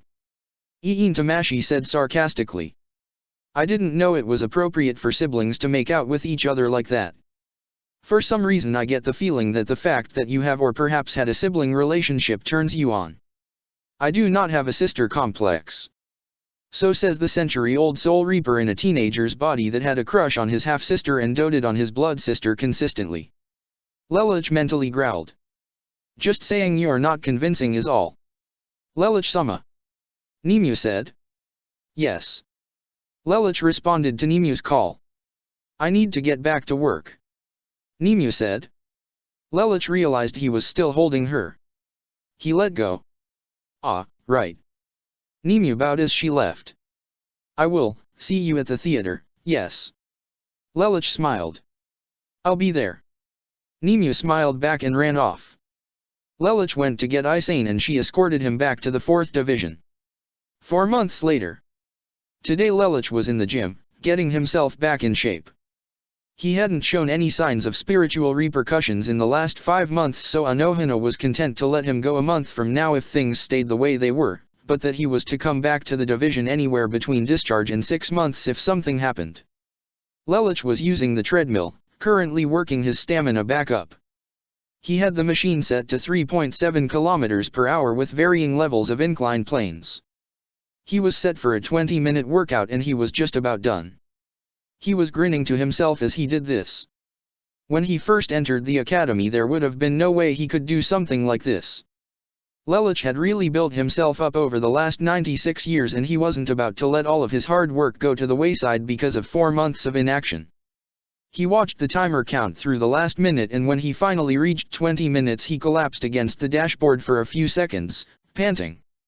Years ago such a workout would have brought him to his knees, but now just a few seconds of inaction would be enough to at least let him walk around. Lelouch grabbed the water bottle he had set down near the machine and leaned against the wall with a towel around his neck to cool off. The 4th Division's Physical Fitness Center was one of the few things Lelich had helped get off the ground when he spent his first shift in the 12th Division. Divisions 11 and 12 also had a fitness station, but 4TH's was the most often used and the best equipped. As Lelich lay against the wall, he heard a familiar call of, "Hey Lelich." He turned to see Rangiku entering the gym. "Oh, Rangiku." He smiled at her, sweat dripping down his forehead. "How are you?" "Just checking up on you at Teiko's request," she chimed. "I spoke to Isane, she said you're gonna get released next month." "That's great." Lelich nodded. "Yeah, I'm looking forward to getting back in the action," he said. "How's everything holding together at the club?" By club, Lelich was secretly referring to the Phantoms. He was hoping Rangiku knew to make that distinction. "Oh, Nemu's doing a great job in your absence. Most people haven't been able to tell the difference. We really need you back though. West 40 is really being thick-headed about the whole thing. They don't want to admit that they're in trouble," Rangiku said, hands on her hips. "Well then I'll have to fix that," Lelich said, twisting the cap back on his water bottle. "By the way, so long as you're here, I could use a spotter for weightlifting. Care to help?" "Sure, no problem," Rangiku said. While Isane had asked her to check up on Lelich, he didn't say she couldn't spend some time with him. Lelich and Rangiku went over to where Lelich loaded up a pair of 7.5 kilograms weights on either side of a barbell and lay down on the bench to exercise. As he looked up though, he noticed a small issue. Well, the issue was small anyway. Rangiku's boobs were rather close to his face, and a bit distracting. Rangiku, could you take about half a step back? But if I don't stand here I can't be a proper spotter," she replied. Her tone seemed sincere enough, but Lelich got the feeling she was doing this on purpose. "Fine, if that's how you want to play the game, I just won't think about it," he thought to himself. He began to exercise. He counted reps. 1, 2, 3, 4, 5, tits, 6, 6. He put the barbell back on the stand. Damn it. Stupid teenage hormones. "Lelich, are you okay?" Rangiku asked him. "I'm fine," Lelich said. That was just a warm-up. For the rest of the exercise he didn't have any mental trouble. He then moved on to push-ups. Rangiku still watched over him from a nearby bench. Lelich took note that she was wearing the short skirt version of her shiakusho. No, damn it. No. She is totally doing this on purpose. Lelich swore at himself. Unfortunately, given that his physical body was that of an 18-year-old male, he couldn't keep himself from looking. As she sat on the bench munching on a dried persimmon, Rangiku shifted the position of her legs ever so slightly that Lelich thought he saw a splash of color in the blackness of her skirt. As Lelich pushed up, arms shaking from the countless reps, he got a good eyeful at Rangiku's panties. Mint green. Lelich thought to himself. He shook his head. Wait, why the hell am I looking? He stared at the floor. Concentrate, damn it. Unfortunately for Lelich, guys his physical age, especially when coupled with his sexual inexperience, once the neuron of anything sexual related had been fired it did not deactivate for quite a while. Sexy images of Rangiku running her hands up and down herself, moaning erotically, stripping, fondling. Lelich, said teen, found that Rangiku was over by him with a cloth. Your nose is bleeding. Here. What? Lelich took note of the several drops of blood on the floor. Sighing, he turned towards Rangiku to get the cloth she was offering, only to see her abundant cleavage. Lelich practically yanked the cloth out of Rangiku's hand in order to prevent his nose from spurting out a gout of blood right onto her large melons. Thanks. Maybe you should stop exercising, Rangiku told him. Stress is bad for you when you have a nosebleed. Why, yeah. Lelich got up and went to the washroom. His nosebleed did eventually stop. After it did, he washed his face and smacked the sides of it a few times. Get it together, Lelich, he told himself as he shut off the water and looked at himself in the mirror. He saw Iin Tamashi in his reflection. He turned around. Gah, what the hell are you doing? This is the men's bathroom. Oh, relax. she said. Lelich took a closer look. Iin Tamashi was in her ghostly form. He took a deep breath. You're really wound up. The pieces are cracking in your inner world and the board is starting to liquidize. I fail to see how that's my problem. Lelich said. You need to get laid. Iin Tamashi said bluntly. What's with saying that all of a sudden? Lelich freaked out. Because I'm not going to deal with a master trying to learn Bankai that can't even keep his hormones in check. Iin Tamashi chastised. If you're concerned then you do it. You're a girl, technically. Lelich's comment was met with a slap across the face. I'm a part of you, you jackass. Iin Tamashi was red in the face, somewhat appalled that Lelich would even suggest such a thing. Lelich put his hand by his cheek. Well, you're the one getting all up in a fit over it. Look, Iin Tamashi said crossly, you have 4 women who would be more than willing to fuck you if you simply asked. Iin Tamashi was referring to Isane, Susanna, Nimue, and Rangiku. I know you don't want to give yourself that kind of emotional baggage, but for fuck's sake Lelich, if a stray boob can break your concentration this easily then Aizen will rip you apart. Lelich merely folded his arms in response to his Zanpakuto's rather truthful statement. Pick one, or if you prefer, make a harem. Just make it so I'm not sweltering because a girl you like set off your reproductive organs. I didn't think Zanpakuto were affected by temperature. Lelich commented. You're missing the point. Iin Tamashi yelled in frustration. If you're that annoyed, make it a one-time thing or something. Lelich simply sighed. There's no point if there's no emotion involved. Oh, so you're a romantic. Iin Tamashi quipped. Why do you think I never took any offers? Lelich asked. Almost all of the women at Ashford Academy that were after me didn't know me at all. They just saw a handsome face and a cold attitude and wanted me to go after them. You made the almost distinction because of Colin and Shirley, right? Iin Tamashi asked. Lelich nodded. They both knew the real me, albeit at different times. Lelich sighed.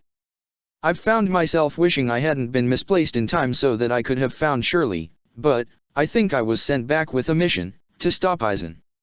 Forgetting your mission, let's stay on track here. Iin Tamashi said. She didn't need her master going into another tirade about his plans to stop Aizen. Well, you and I both know things can't stay like this. You have to at least get out what's been welling up inside you for nearly a century. It amazes me that you've gone this long. Days and weeks just seem to fly by when you're a soul, I guess. Lelich said. Or maybe the powers that be just saw fit for it to be this way. Iin Tamashi commented. Still, you need to make a choice. Before you leave this washroom, you need to do something about this problem. It's gotten to be the worst it's ever been lately. I know. Lelich said. He thought about the situation and made a decision of what to do. He went over to the bathroom door, turned the knob, and opened it. To be continued. Chapter 33, Lelich's Problems Solved? Third-person POV. Lelich walked out of the washroom and up to Rangiku. Hey, thanks for being my spotter. He told her. No problem, Lelich. She said and then drew circles in the center of his chest with her finger. Anything for my vice captain.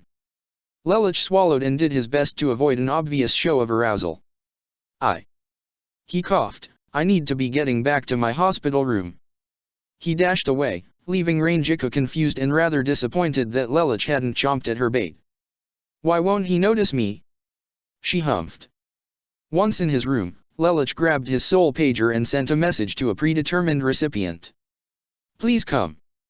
He thought to himself. He wished that his desired mate would come see him.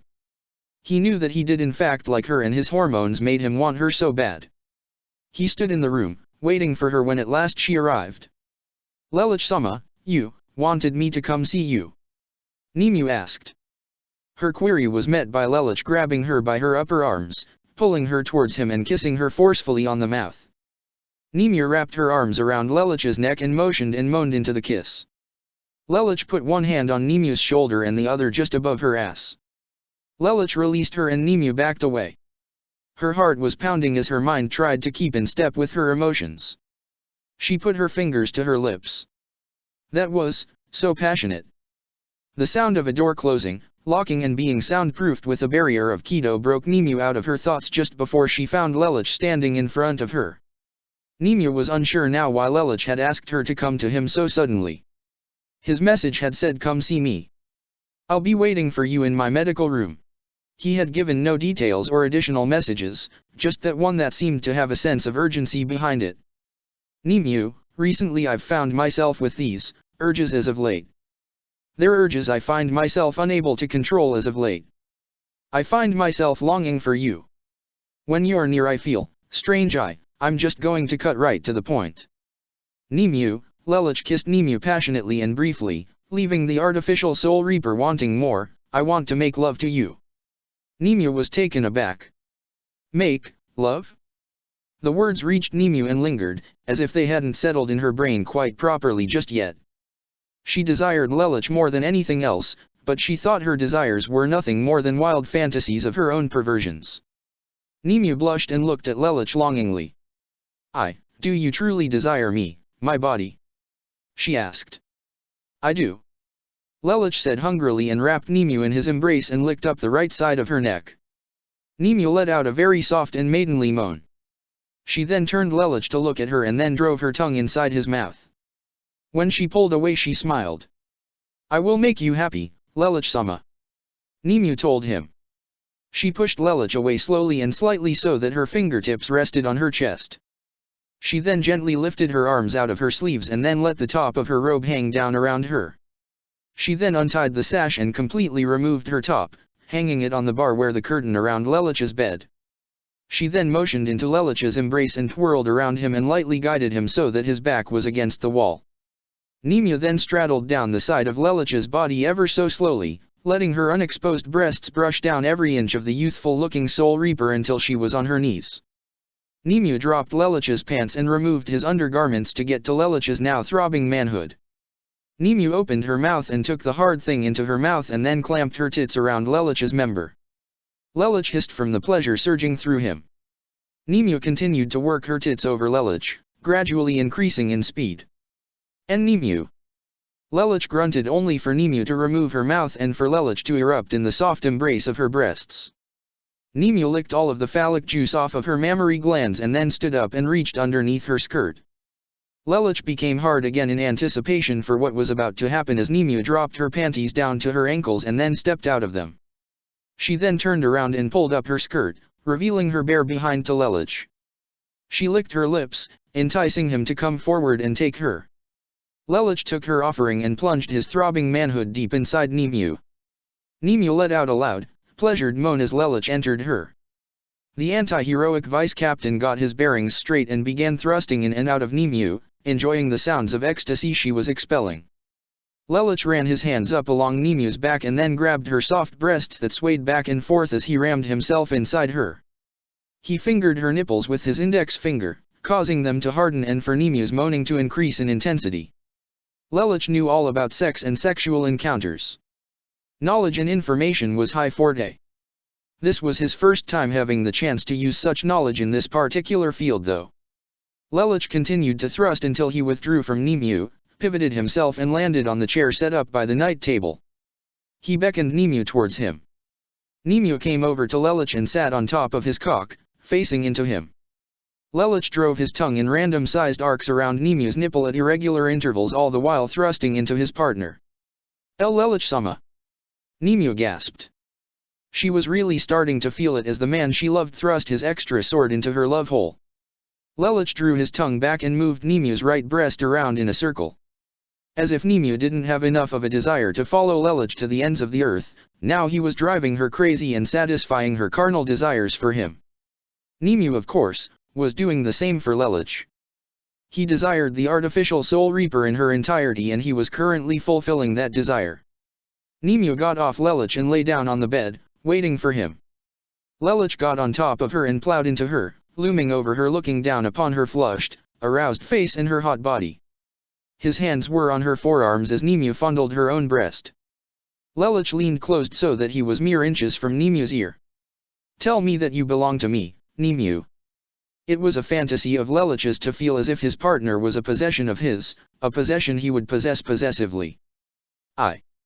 Nemea was in such a high state of pleasure she could barely breathe, let alone speak. I belong to Lelich-sama. Yes, you do. Lelich told her with a grin. Of course he already knew Nemea was his. She would do anything he asked. She was like a pet to him. Lelich laughed internally about a joke he had made when he was teaching Nemea about the world. He had said that if someone attached a chain to Nemea's collar she'd play the perfect part of a sex slave. Iin Tamashi of course was very disapproving of the implication. And now here Nemea was, practically the object of his sexual desires, and Lelich knew that it would continue to be that way. He withdrew from Nemea and turned her over on her side and entered her from behind. Lelich wrapped his right arm around underneath Nemea's bust and firmly squeezed her left breast. Nemea moaned as the pleasure coursed through her. Lelich then used his left hand to rub Nemea's clitoris. Nemea could feel herself reaching her limit. Lelich-sama, I can't hold it. Lelich knew that he himself was reaching his limit too. He pinched Nemea's nipple, causing her to gasp loudly. Any more actions like that and she'd lose it for sure. Nemea, I'm going to release. Lelich got out. I want it. I want it, inside me. Nemea pleaded. Nemea. Lelich grunted as he picked up speed. It was too much. Nemea lost control. Lelich-sama. Nemea came in an intense orgasm. Her fluid dripped down Lelich's member and onto the sheets. The feeling of Nemea's juices tingling his manhood caused Lelich to release everything he had inside of Nemea. Lelich withdrew from Nemea and just held her body to him. Nemea turned over and snuggled into his warm, welcoming embrace. As Nemea lay in his arms, very content, Lelich began seeing their relationship in a different light. They were not brother and sister, but they weren't like master and servant either. As he lay there with Nemea in his arms, Lelich realized just how much he cared about Nemea. He could tell by Nemea's breathing that she had fallen asleep from the intensity of their actions. He knew that this was Nemea's first time having any soul reaper inside of her, but Lelich knew that Nemea's virginity had been stolen long ago. Lelich remembered the day he found out about the traumatic event, long ago. 12 years ago. It was a normal day like any other. Nemea had come to Lelich's laboratory again to assist him in what he was doing. Ever since he had geased Mayuri into submission, Nemea had become so devoted to Lelich that she competed with Susanna as to who was the most devoted to the assistant department head. Lelich began to yawn as he began running out of energy to continue his work. He had been up for 88 hours now trying to get these blasted wristbands done for his organization to be. Nemea massaged his shoulders slightly. Do you want to rest, Lelich-sama? She asked. Lelich yawned, have to get this done. Nemea let her arms hang loosely over Lelich's shoulders. You're not going to save anyone if you're tired, Lelich-sama. Please get some rest. Nemea requested. Okay, Lelich submitted, for you, Nemea. He stretched and lay down on the full-sized bed he had moved into his laboratory. When she was certain he was asleep, Nemea lay down next to Lelich and fell asleep as she clutched her arms around him. Being around him was so calming to her. Nemea soon fell asleep with her arms wrapped around Lelich from behind. Lelich woke up first and carefully got up so as not to disturb Nemea. He gently laid a blanket over her. Since Nemea was turned towards the wall, he didn't see the distressed look on her face when her unconscious mind took note of an absence of a friendly presence. Nemea's dream had been tolerable thanks to Lelich, but as he got back to his desk, it started to go straight into nightmare territory. It was a pained moan, similar to Nemea's torturous howl that Lelich had heard about a year ago, that alerted the third seat to the girl he somewhat viewed as a younger sister. He rushed over to her and shook her awake. Nemea clung to Lelich like a koala bear to a tree as tears dripped down her face. SHHH, Nemea. It's okay. I'm here. It's okay. Lelich reassured her over and over. After Nemea calmed down, Lelich asked what had happened. I was reliving a horrible nightmare, a real nightmare. Lelich realized Nemea must have relived part of something Mayuri had done to her. He just held her close. Tell me about it, talking can make you feel better. He told her. You, you cleansed me of everything Mayuri-sama had done to me that evening and, other times. Nimue almost swallowed the last two words, but Lelouch heard them. What did he do to you? Lelouch wanted to know. Nimue just cried. It's okay. He can't hurt you anymore, I made sure of that. I'll always take care of you, you know that. I know. Nimue sniffed. About a month before you came back to the division, Mayuri-sama brought me to the cages where he keeps all the captive hollows. He tied me down. And he opened one. Nimue began to tremble, not wanting to remember what happened. Lelouch's brain automatically was filling in the missing pieces. Between the hollow embryo he had removed and Nimue's trauma at recalling what had happened, it was easy to see where things were headed. Your own daughter. Mayuri, how could you? Lelouch snarled. He let go of his anger quickly though. Mayuri had been dealt with. From this moment forth you shall never harm Nimue again. Nimue, I'm sorry. I should have been here to protect you. Lelouch told her. You should have said something to me. I would do anything to protect you. I care about you, Nimue. It makes me very happy to hear you say that, Lelouch-sama. Present day. Lelouch-sama. Lelouch opened his eyes. He was only now realizing that his little flashback had occurred with him unconscious. Nimue was already redressed and prepared to leave. The door was open, the barrier had disabled on its own when Lelouch had fallen asleep. I'm returning to work. It was very pleasurable to have been with you. Lelouch smiled at Nimue and then got up and stood in front of her before giving her a hug. He held her tightly. There was something he had to tell her. Daisuke, Nimue. Nimue could barely believe her ears. She thought that what had occurred was just sex, which wouldn't have bothered her in the least. She was devoted to Lelouch in a way that she would give up her position as vice captain and put on a skimpy dress and collar and chain and become the object of Lelouch's fantasies if that was what it took to make him happy. That's all she wanted Lelouch to be happy. Nimue remembered how broken up Lelouch had been after Homura Yuna had died, and she remembered how nothing she seemed to do could fully cheer him up. He had told her that just having her nearby was enough, but Nimue was uncertain if that was true. However, now she knew it was true. She made him happy. He liked her. He cared about her. He wanted to be with her. Nimue wrapped her arms around Lelouch and smiled. Daisuke mo, Lelouch-sama. Nimue was also very fond of Lelouch in her own right. Lelouch liked her. Her own happiness she never thought she could achieve, was being found. Nimue wanted Lelouch to be happy and she would do anything to make him happy, but for her to be happy she just wanted to be at Lelouch's side, by Lelouch's side. Of course, now it had become that as long as she was happy and as long as she was with Lelouch, he was happy. And that made Nimue very happy. Nimue and Lelouch exchanged a goodbye kiss and then Nimue went back to her division. Lelouch watched her walk away and then lay back down in his bed. His hormonal crisis had been dealt with. 5 years later, Hitsugaya Toshiro was deemed the new child prodigy and graduated the Shino Academy in just 3 short years. Lelouch, not having had a teaching position at the time, did not have the opportunity to teach him.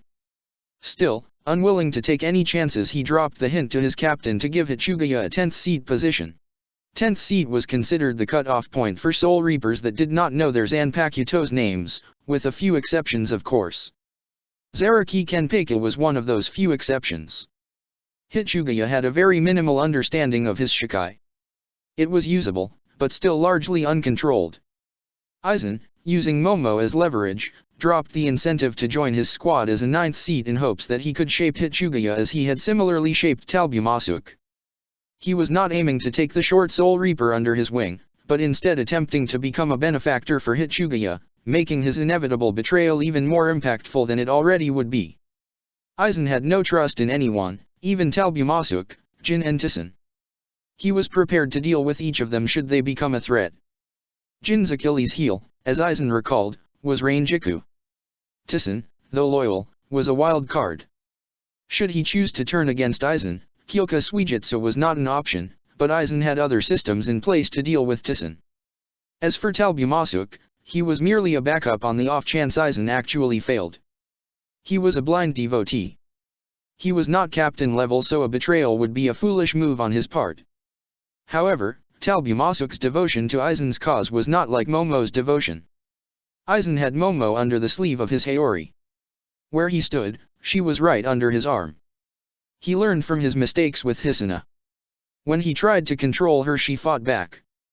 Aizen let Momo have the space she desired, and just dropped hints and suggestions, making Momo self-conscious of her decisions. Doing so had Momo in the palm of his hand. Or rather, this was what Aizen believed. In reality, thanks to Lelich's guidance, Momo was just outside Aizen's grasp. Her closeness towards Aizen was beneficial for Lelich. Most of what he told Momo instantly made its way back to the Phantoms, relevant or not. Aizen, of course, never really told Momo anything of dire secrecy. She was to believe in his good nature. However, knowing Aizen's position was always a plus for Lelich.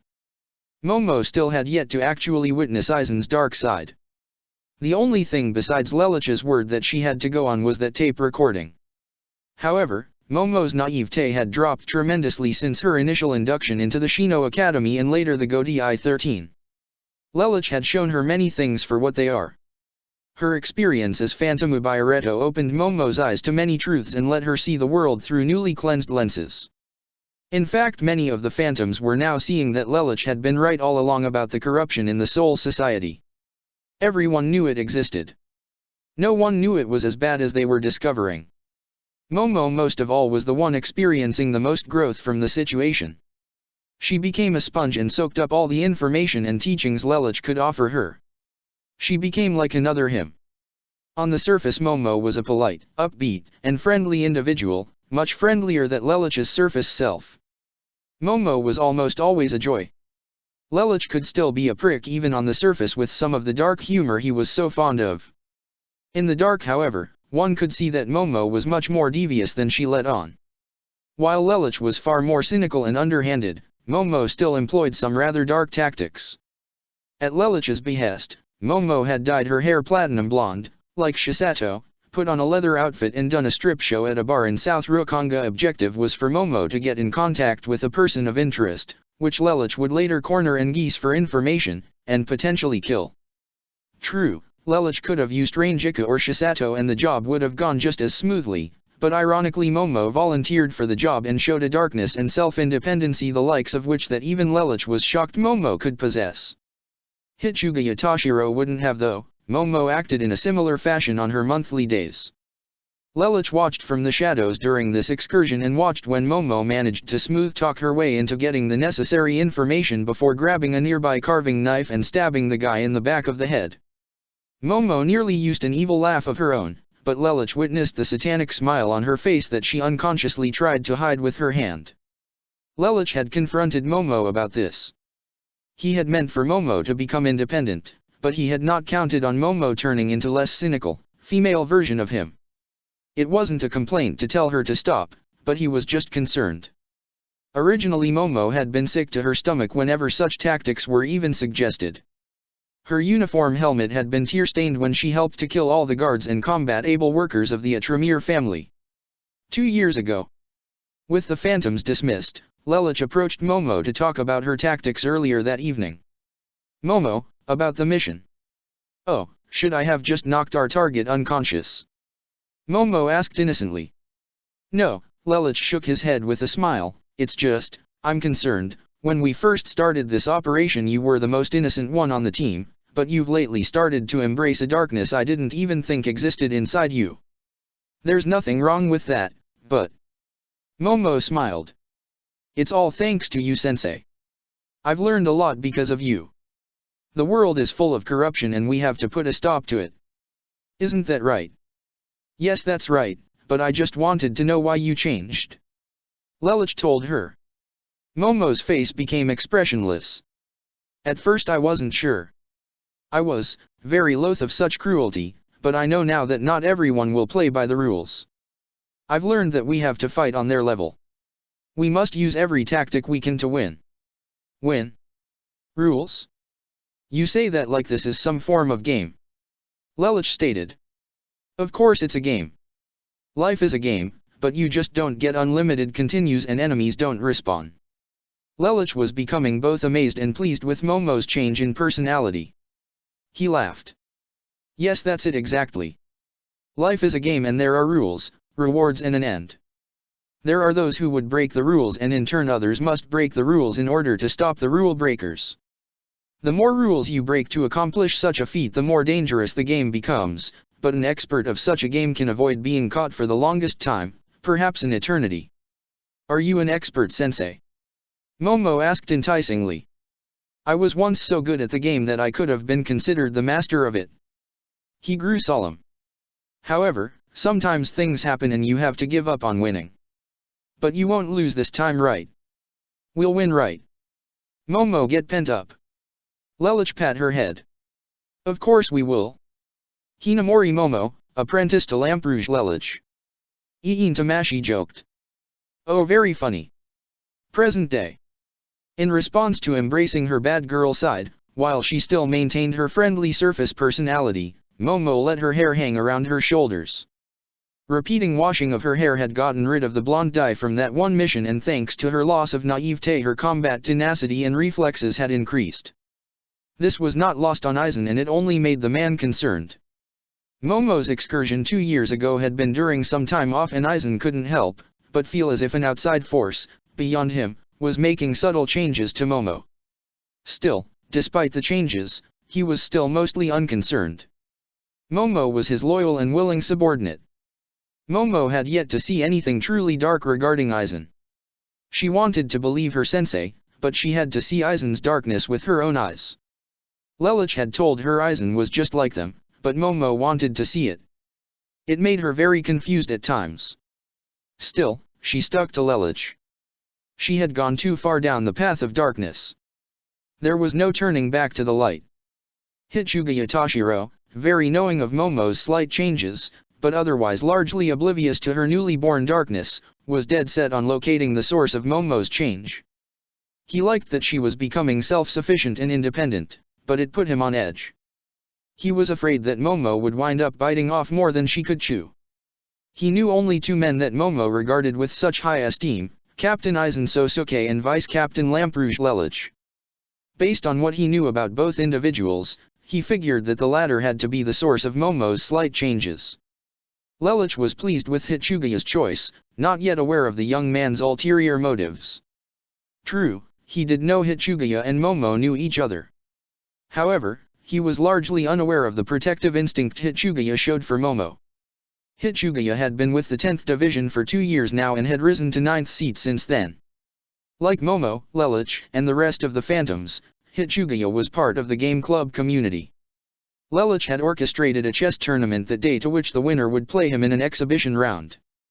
Lelich had played Aizen in chess many times over the years. Many games ended in stalemate, but the win-loss record had Lelich over Aizen by 4 games. There were several games Lelich had lost, some he had even forfeited when he saw the direction the game was heading in. Of course, the ability to foresee his own defeat just made Aizen edgy in and of itself. Still, Aizen was absent from the club today, so Lelich was eager to see who he would wind up facing. The quarterfinals consisted of Kukaki Byakuya vs Kurosaki Ishine, Kukaki Hisuna vs Shibakayan, Hitsugaya Toshiro vs Kuratsuka Nimue, and Ichimaru Jin vs Luska Stefan. Lelich watched over each game and the people playing them. Why the hell do you orchestrate these tournaments? For your simple amusement? Kyokaku asked. The woman was not a big chess player. She had lost in the first round and in all of Lelich's other tournaments made as far as round 3 only once. Chess was Lelich's favorite game, he made that quite obvious. Other tournaments had been orchestrated as well, like shogi, go, Chinese checkers, and risk, but Lelich favored chess above all others. He was still a master at the other games, just not nearly undefeatable, especially when it came to risk. There were several times Lelich would curse his rotten luck as he would throw pairs or triplets of ones. It's a game club, Kyokaku. It's supposed to be fun. Lelich chuckled. The important part of this tournament was that this was the first tournament that Hitsugaya was partaking in. There had been other chess tournaments since Hitsugaya's membership in Game Club, but he had either wasn't there those days or declined to compete and merely watched. Lelich gauged the tactical ability and several personality traits of the players simply by how they played a game of chess. It didn't matter if they won or lost, it was the strategies they used that mattered to Lelich most of all, as well as their reactions when their strategies backfired. For example, from watching Byakuya play, Lelich was able to see the man's cold demeanor reflected in the game. Nothing ever bothered him. A backfired plan resulted in nothing more than a mere blink of acknowledgement. However, Lelich had observed how Byakuya's head would freeze for half a moment whenever he made a move involving his queen. Very rarely did Byakuya pull a queen's sacrifice. Lelich could count on his fingers how many times that had happened, and on one hand how many times the queen was not rescued. It was as if the chessboard was an extension of Byakuya's own allies. In that case, his queen is obviously Hisuna. It doesn't matter if he loses so long as he doesn't lose her.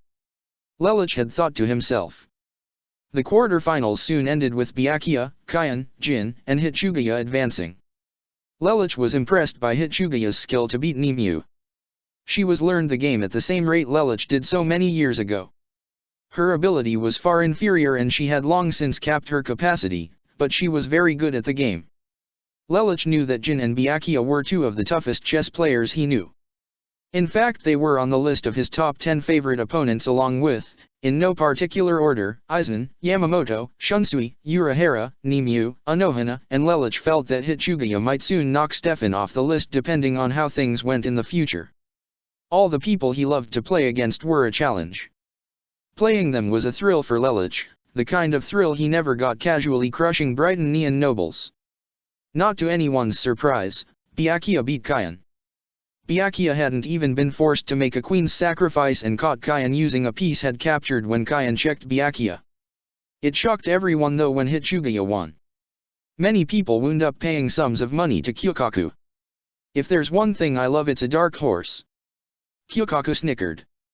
Lelich rolled his eyes and shook his head with a smile on his face. She may not be that great at the game herself, but she sure knows a profit when she sees one. The finals brought the game to Byakuya and Hitsugaya. The child prodigy would be playing against the genius noble. About halfway through the game, Aizen entered the building and sat down to observe. So what do you think the odds are? Kyokaku nudged Lelich. Not entirely sure actually. Lelich said slowly. He was still trying to figure out Hitsugaya's ability.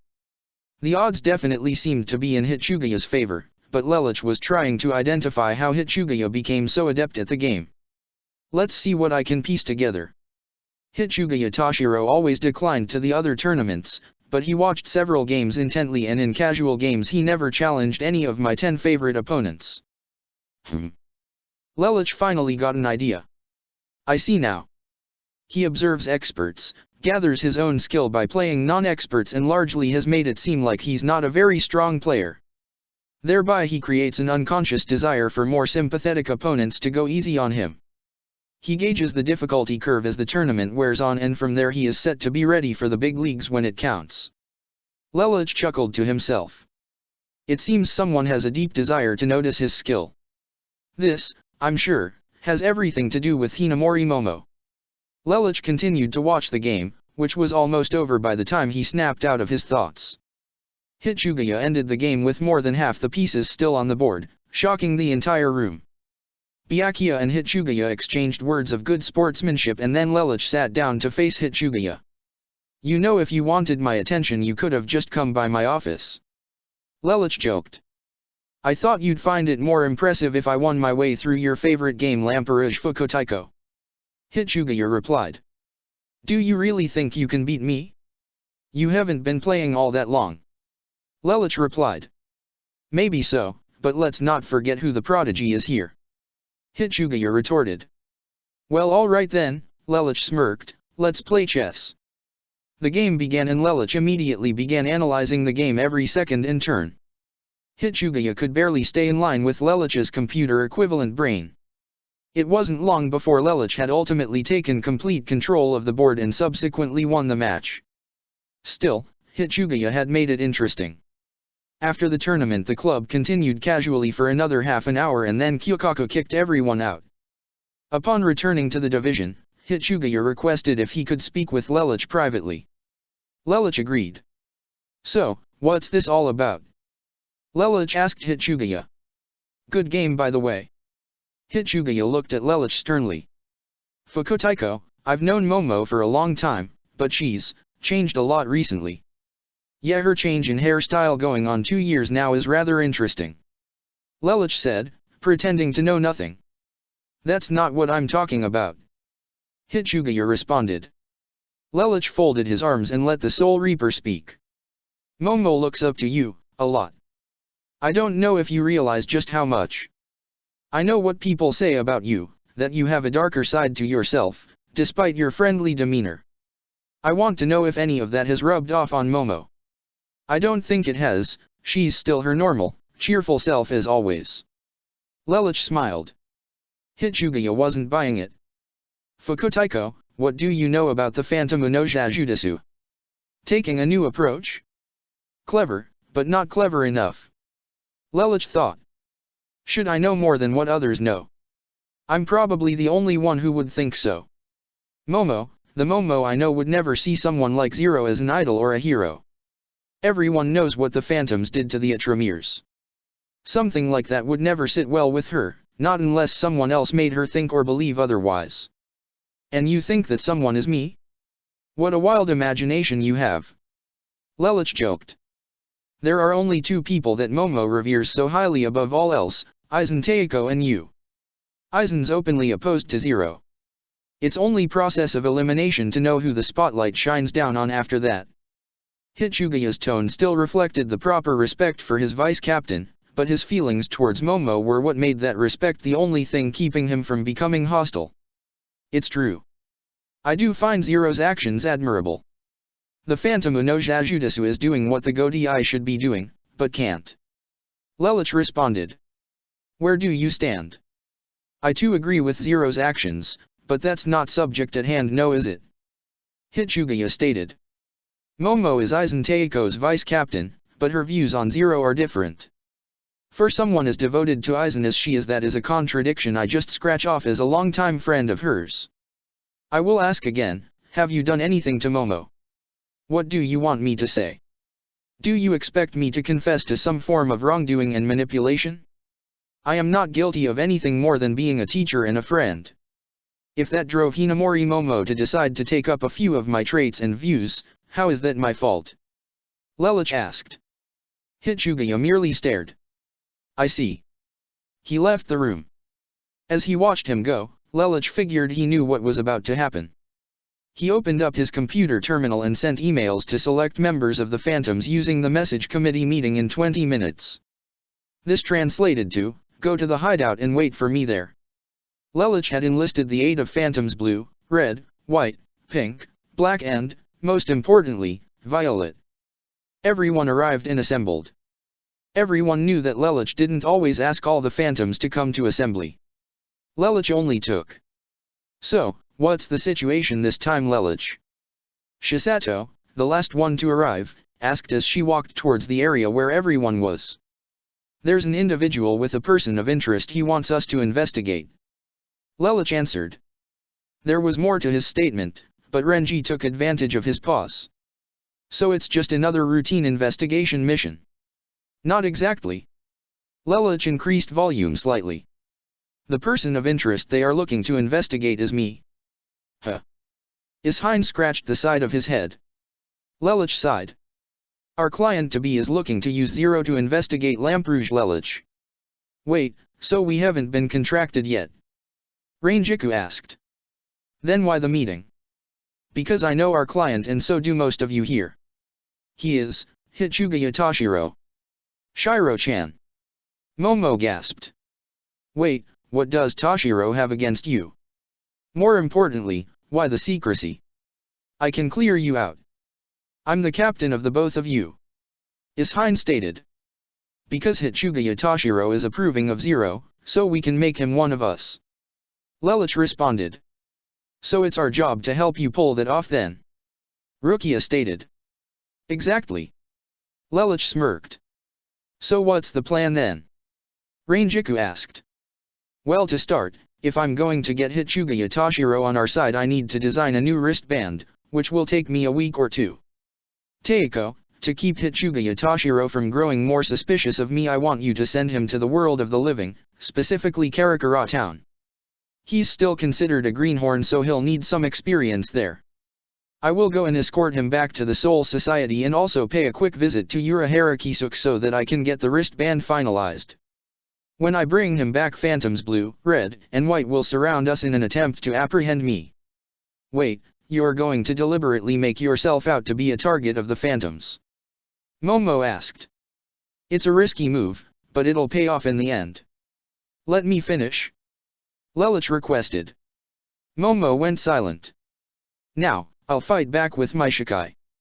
Since you and Renji both have the upper hand in Hakuda, it'll be easy for you to have me cornered. Everyone knows I'm no good in a straight-up fight. Rukia, your job will be tactical direction. If you don't think you can handle it alone, get your sister to help. Once I'm apprehended, you'll bring me here where I'll stay for a few hours while you all interrogate me. Come nightfall, I will appear before Hichuga Yatashiro as Zero and escort him to our hideout where I will reveal what we have done with me. Lelouch stated. Lelouch, he'll go ballistic. He might just attack you. Rangiku stated. Very true, if it were just I who revealed my identity then things would be a problem, but we hold the key to bringing Hichuga Yatashiro to the phantoms. He pointed at Momo. Phantom Ubireto. Momo gasped. I remember what you said about how Hichuga Yatashiro found your phantom to be his favorite. I told you not to worry about it. Well, here's our opportunity to fix that problem. Lelouch stated. It's a risk, Lelouch. Shisato folded her arms. There's no guarantee that Hichuga will remain quiet after we apprehend you if this goes down in a remote location. If we do it in a crowd, word will spread quickly. The phantoms are going to be painted in a bad light by the Godai for this. Then let us be painted in a bad light. Lelouch responded. The phantoms have never been about publicity. We have support from the civilians and the Godai tolerates our presence while trying to catch us and bring us in to shackle us. We are about justice. We always have been about justice. Sensei is right. Momo said. The phantoms can take some censure and disapproval. Our mission is what is important. But what about you yourself? Ishine asks. Being captured by the phantoms and all? The Godai 13 won't take the word of criminals seriously. If anything, it will be the phantoms seen in the wrong light. I'm counting on you and Rangiku to keep me in the clear from inquiring minds. Lelouch stated. You can count on us, Lelouch. Rangiku saluted. Then it's settled. Phantom Unoja Judesu, move out. Lelouch declared. Everyone, save Lelouch, took off. So, what, we're not good enough to be incorporated into your master plan? Yuriuki asked, coming up from behind Lelouch. She and iPhone were using the underground base as a safe house. True, both of you are Hakuda experts, but if a vice captain is easily overpowered by the phantoms, it will make the Godai think that all the phantoms have that capacity. Rogue swordsman helping out the citizens of Rukanga and exposing corruption through the Soul Society is tolerable. Rogue swordsman helping out the citizens of Rukanga and exposing corruption through the Soul Society with captain class abilities is grounds for a motion wave against said warriors. If I sent you two out there, the Godai would double their efforts and we'd be in trouble for sure. Escaping Luscateiko and Otamakifu Kotaiko every now and then is dangerous and risky, but I don't think even you want to have Anohana Teiko coming at us full throttle. Lelouch explained. Yuriuki shuddered at the notion of invoking Anohana's wrath. Right, I'll be going then. Lelouch headed for the 12th Division to create a new wristband. It wouldn't be an issue, his significant other ran the front gate and there were plenty of guest labs. Lelouch walked right up to the front desk of the main building of the Department of Research and Development where Nimue was sitting, doing work on her computer. She perked up the moment she noticed Lelouch's presence. Ah, Lelouch-sama. Lelouch smiled and went up alongside Nimue and kissed her on the cheek. How are you, Nimue? He asked her. Nimue stood up and snuggled into Lelouch's embrace. I'm fine, I am, happy to see you. She smiled, eyes closed, content that Lelouch was near. Lelouch smiled and stroked Nimue's back. I'm happy to see you too. He told her. I need a spare lab room.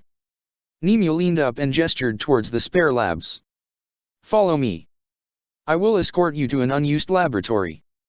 Thank you, and Nimue, Lelouch stated. Yes.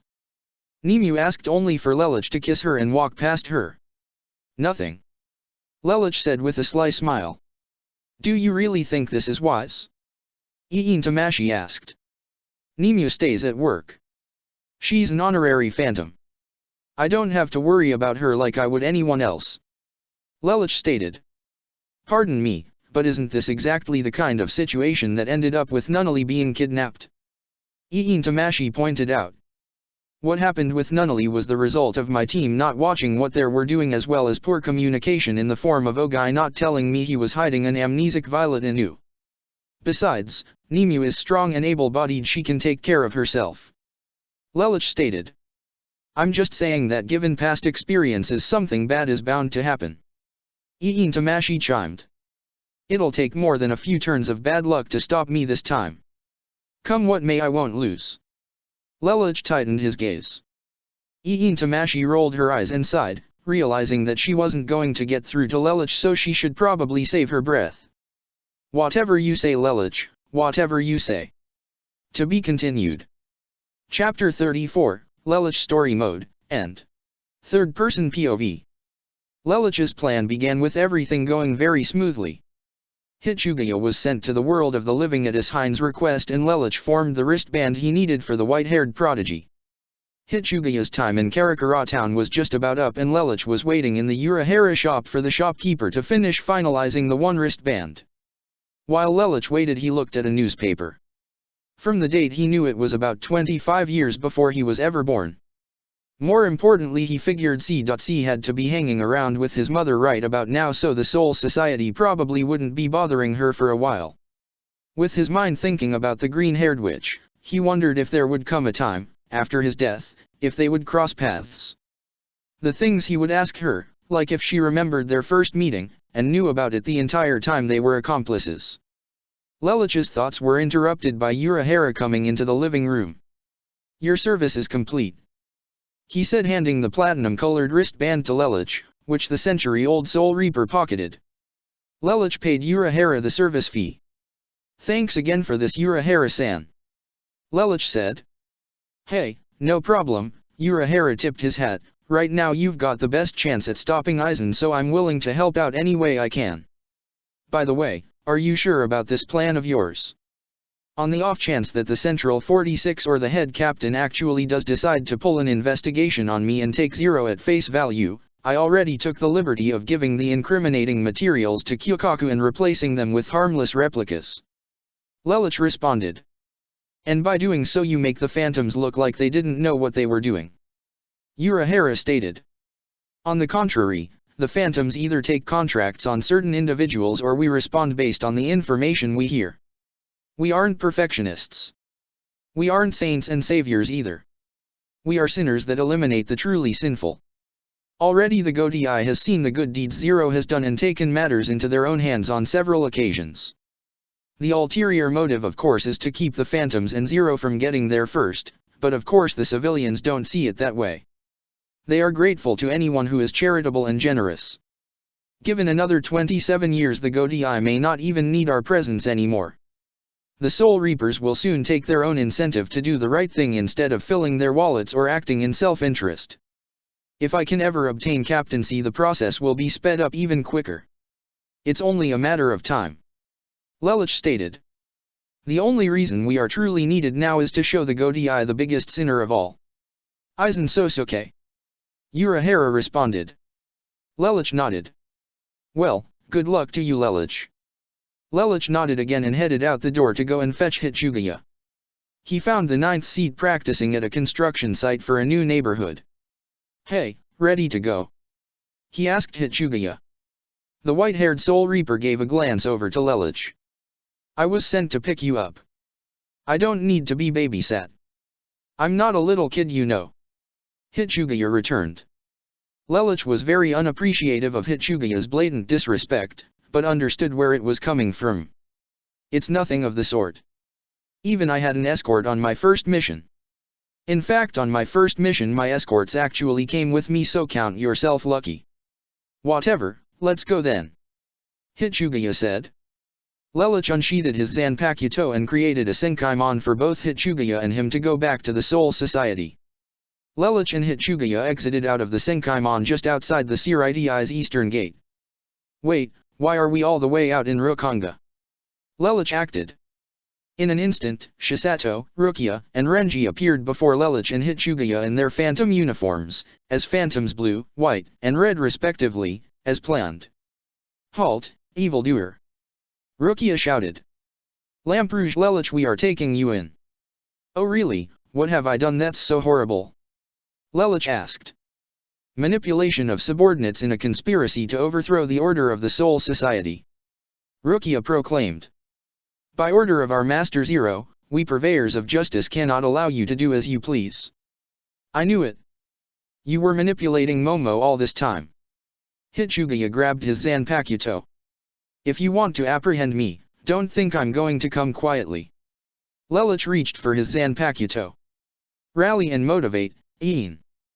Before he could release his Zanpakuto, Shisato was at Lelich's back and drove him into the ground, sword at throat. Your reflexes are too slow. We are taking you in. Lelich looked over to Hitsugaya with a menacing glare. This serves you right. If I had the choice, for harming Momo, I would have killed you myself, had I the choice. Rukia stood between the fallen Lelich and Hitsugaya. You should go back to your business, Soul Reaper, we have no quarrel with you, unless of course you'd like to try and bring us in for questioning. Rukia brandished her blade at Hitsugaya. No, Hitsugaya responded. The captain will certainly hear about this. You are a traitor to the Godei. Lelich scowled. I thought you were approving of the phantoms, or did you think that your dark dealings would escape their notice? Take him to the hideout. Rukia instructed and then looked back at Hitsugaya. Our master will come find you later tonight. Be ready with your window open. Hitsugaya gave a silent nod and then returned to the Siraidi. He began filling out his report when Rangiku came bursting into the room. Lelich had instructed her to provide a distraction. Oh, Hitsugaya-kun, you're back. Let's go get something to eat in celebration of your first successful mission. That's weird. Why isn't she concerned about Lelich? Hitsugaya wondered. Well, a little sake should fix that, no, best leave that to Zero. Maybe later. Ah, come on. It'll be fun. Rangiku insisted. For you maybe.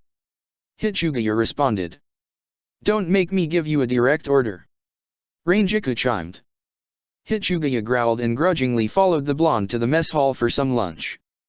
That evening, as Hitsugaya's crummy luck would have it, Rangiku made him spend the entire day with her doing errands and the like. It was times like these that Hitsugaya found being a ninth seat repulsive. When he got back to his room he saw the unfinished report on his desk. Our master will come find you later tonight. Be ready with your window open. Remembering Phantom Haoto's words, Hitsugaya opened his window and sat down to continue work on his report. Of course, from all of the things Rangiku had him doing all day he felt a little tired and wound up collapsing and falling asleep at his desk. When Hitsugaya woke up the moon was shining into his room and there was a light breeze blowing into it from the open window. As Hitsugaya's eyes slowly opened he noticed that someone was in his room. He bolted right awake and gasped as to who he saw. Zero. He whispered. Hitsugaya, Toshiro, correct. Zero asked him. What are you doing here? You can't be in here, people will see you. Hitsugaya shouted. Relax, the only Soul Reapers up this late at night are you, Lieutenant, in your third seat. You know where the former is and the latter isn't always here. Now then, as for the reason I am here. We have finished interrogating your vice captain, if you wish to learn his reasons, follow me.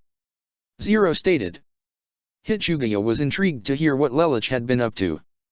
Rangiku had made it so he hadn't been able to blab all across the Siraidi about what happened. He and Lelich had been at a clearing with very few people around. The head captain might not believe the reported sightings of a few potentially traumatized Rukanga civilians. If he could get a confessional out of Lelich and bring him to the Central 46, he'd be golden. Very well, lead the way. Phantom hideout. Lelich had the lights turned way down inside the hideout for dramatic effect. As Zero, he led Hichugaya to the central area of the underground hideout. There, this is perfect. All right, where's Lelich? I don't see anyone besides the two of us. Hichugaya responded. Zero turned around and put his hands on his helmet. You know, for a child prodigy, you're not that bright if you can't see through a plan of such moderate complexity as this one. Removing his helmet and pulling down his face guard, Lelich revealed himself to the ninth seat. Lelich. But, how? No, this is some kind of trick. Hichugaya shook his head furiously. This is no trick. I am Zero. I always have been, I always will be. Lelich stated. As Rangiku predicted earlier, Hichugaya did in fact attack Lelich with his Zanpakuto. He was in denial that Zero and Lelich could be the same person. Lelich, taking such a prediction into consideration, used this as Momo's cue for her to jump in, dressed as Phantom Ubiareto. Put the blade away, Hichugaya Toshiro. Momo said, forcing herself to refer to Hichugaya by his full name rather than Shiro-chan or Hichugaya-kun. Bayo, Reto. Hichugaya was surprised to see his effeminate idol, blocking his attack for Zero aka Lelich. Did you know about this? Do you know the identity of the man you follow? Hichugaya shouted. Of course we know, we all know. This was Zero's plan from the start. Momo told Hichugaya. Biareto, I've always looked up to you. If you know, tell me, where is Momo? Hichugaya asked. Momo put away her sword and put her hands on her helmet and removed it. I'm right here, Shiro-chan. Mo. Hichugaya didn't know how to respond to this. Of all people, Momo was in the Phantom Unoja Jutsu, and not just any of the phantoms, the phantom he revered the most.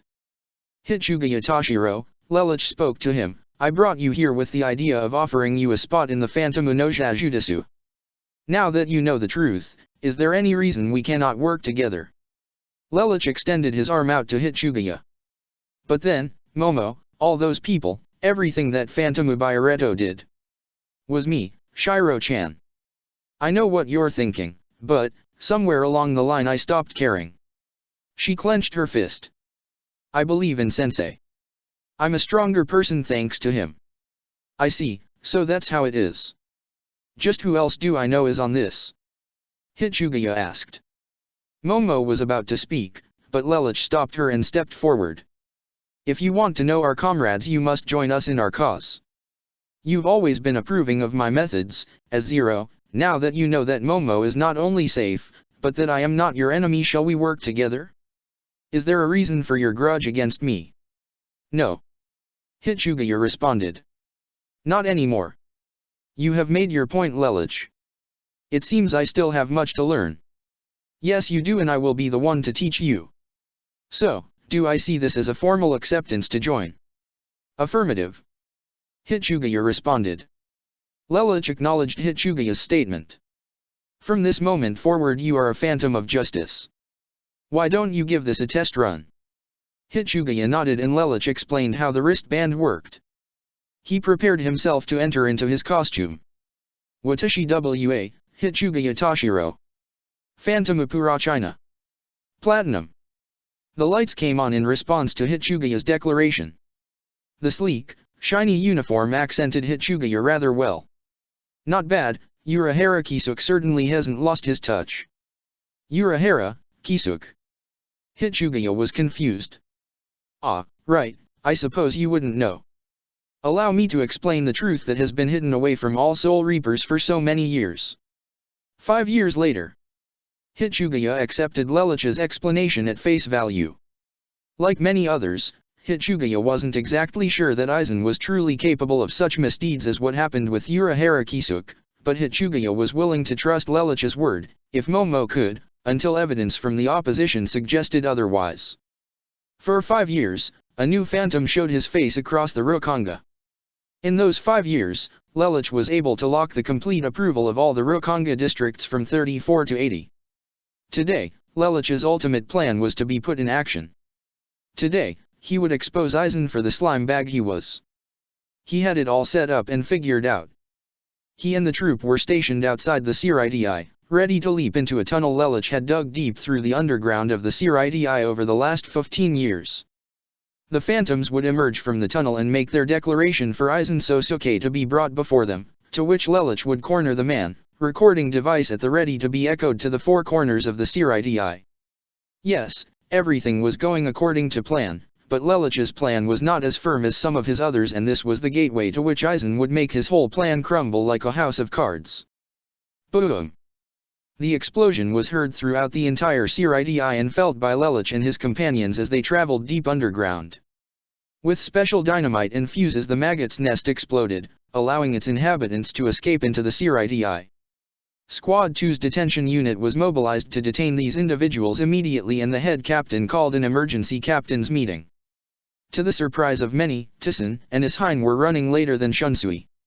"Where are Captains Tsun and Kurosaki?" Yamamoto thundered, annoyed. "I will take it upon myself to inform them about the situation, should they miss the meeting."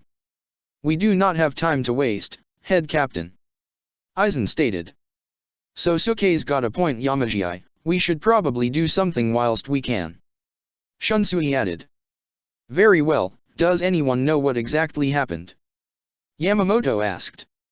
"It was 0, sir," Aizen stated. "I passed by the maggot's nest on the way here. There were remnants of special explosives and fuses that are very hard to come by. In fact, such items can only be purchased in a specific market located in the alleyways of North Rukonga 37. But what reason would 0 have to destroy the maggot's nest?" Yukatake asked. "I believe he is looking for followers of those that have been wronged by the Soul Society, and where can he find such individuals other than in a unit where such individuals are hidden away?" Aizen stated. "Regardless of his reasoning, while I have been tolerant of 0's actions up until now, I simply cannot condone the destruction of Siriti property and the release of dangerous criminals. This is a terroristic assault and will be treated as such.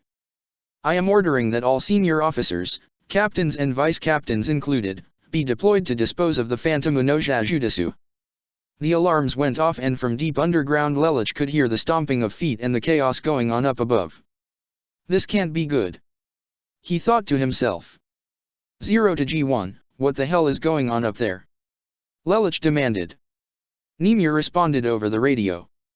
0, it's Aizen, he's framed us with a terroristic attack. The maggot's nest was just destroyed and the detention unit was deployed to round up the released convicts. The phantoms have been asked to be shot down on sight. Lelich froze. "Company halt," he declared.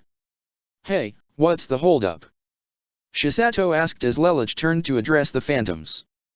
"Everyone listen to me carefully. According to G1, Aizen has made a move against us. The maggot's nest has been destroyed and the head captain has ordered our complete annihilation, but I will not let this stop us. We're going to go out there and show that we have been wronged. When we emerge from the tunnel, I want everyone breaking off into singles or pairs and helping to round up the escaped convicts," Lelich declared, and then radioed Kyan and Nimue. "G1, G2, meet me towards the center of the Siriti." 0, are you sure about that?" Kyan asked. "The head captain will want to take me head on. I need you two to engage me first. I have a plan to try and keep us from becoming wiped out," Lelich declared. "I hope you know what you're doing, 0. Let's go, G1. Kyan shouted. Lelich looked back at his team. "Try and avoid conflict if you can help it. Do not engage the Godai unless they cast the first stone.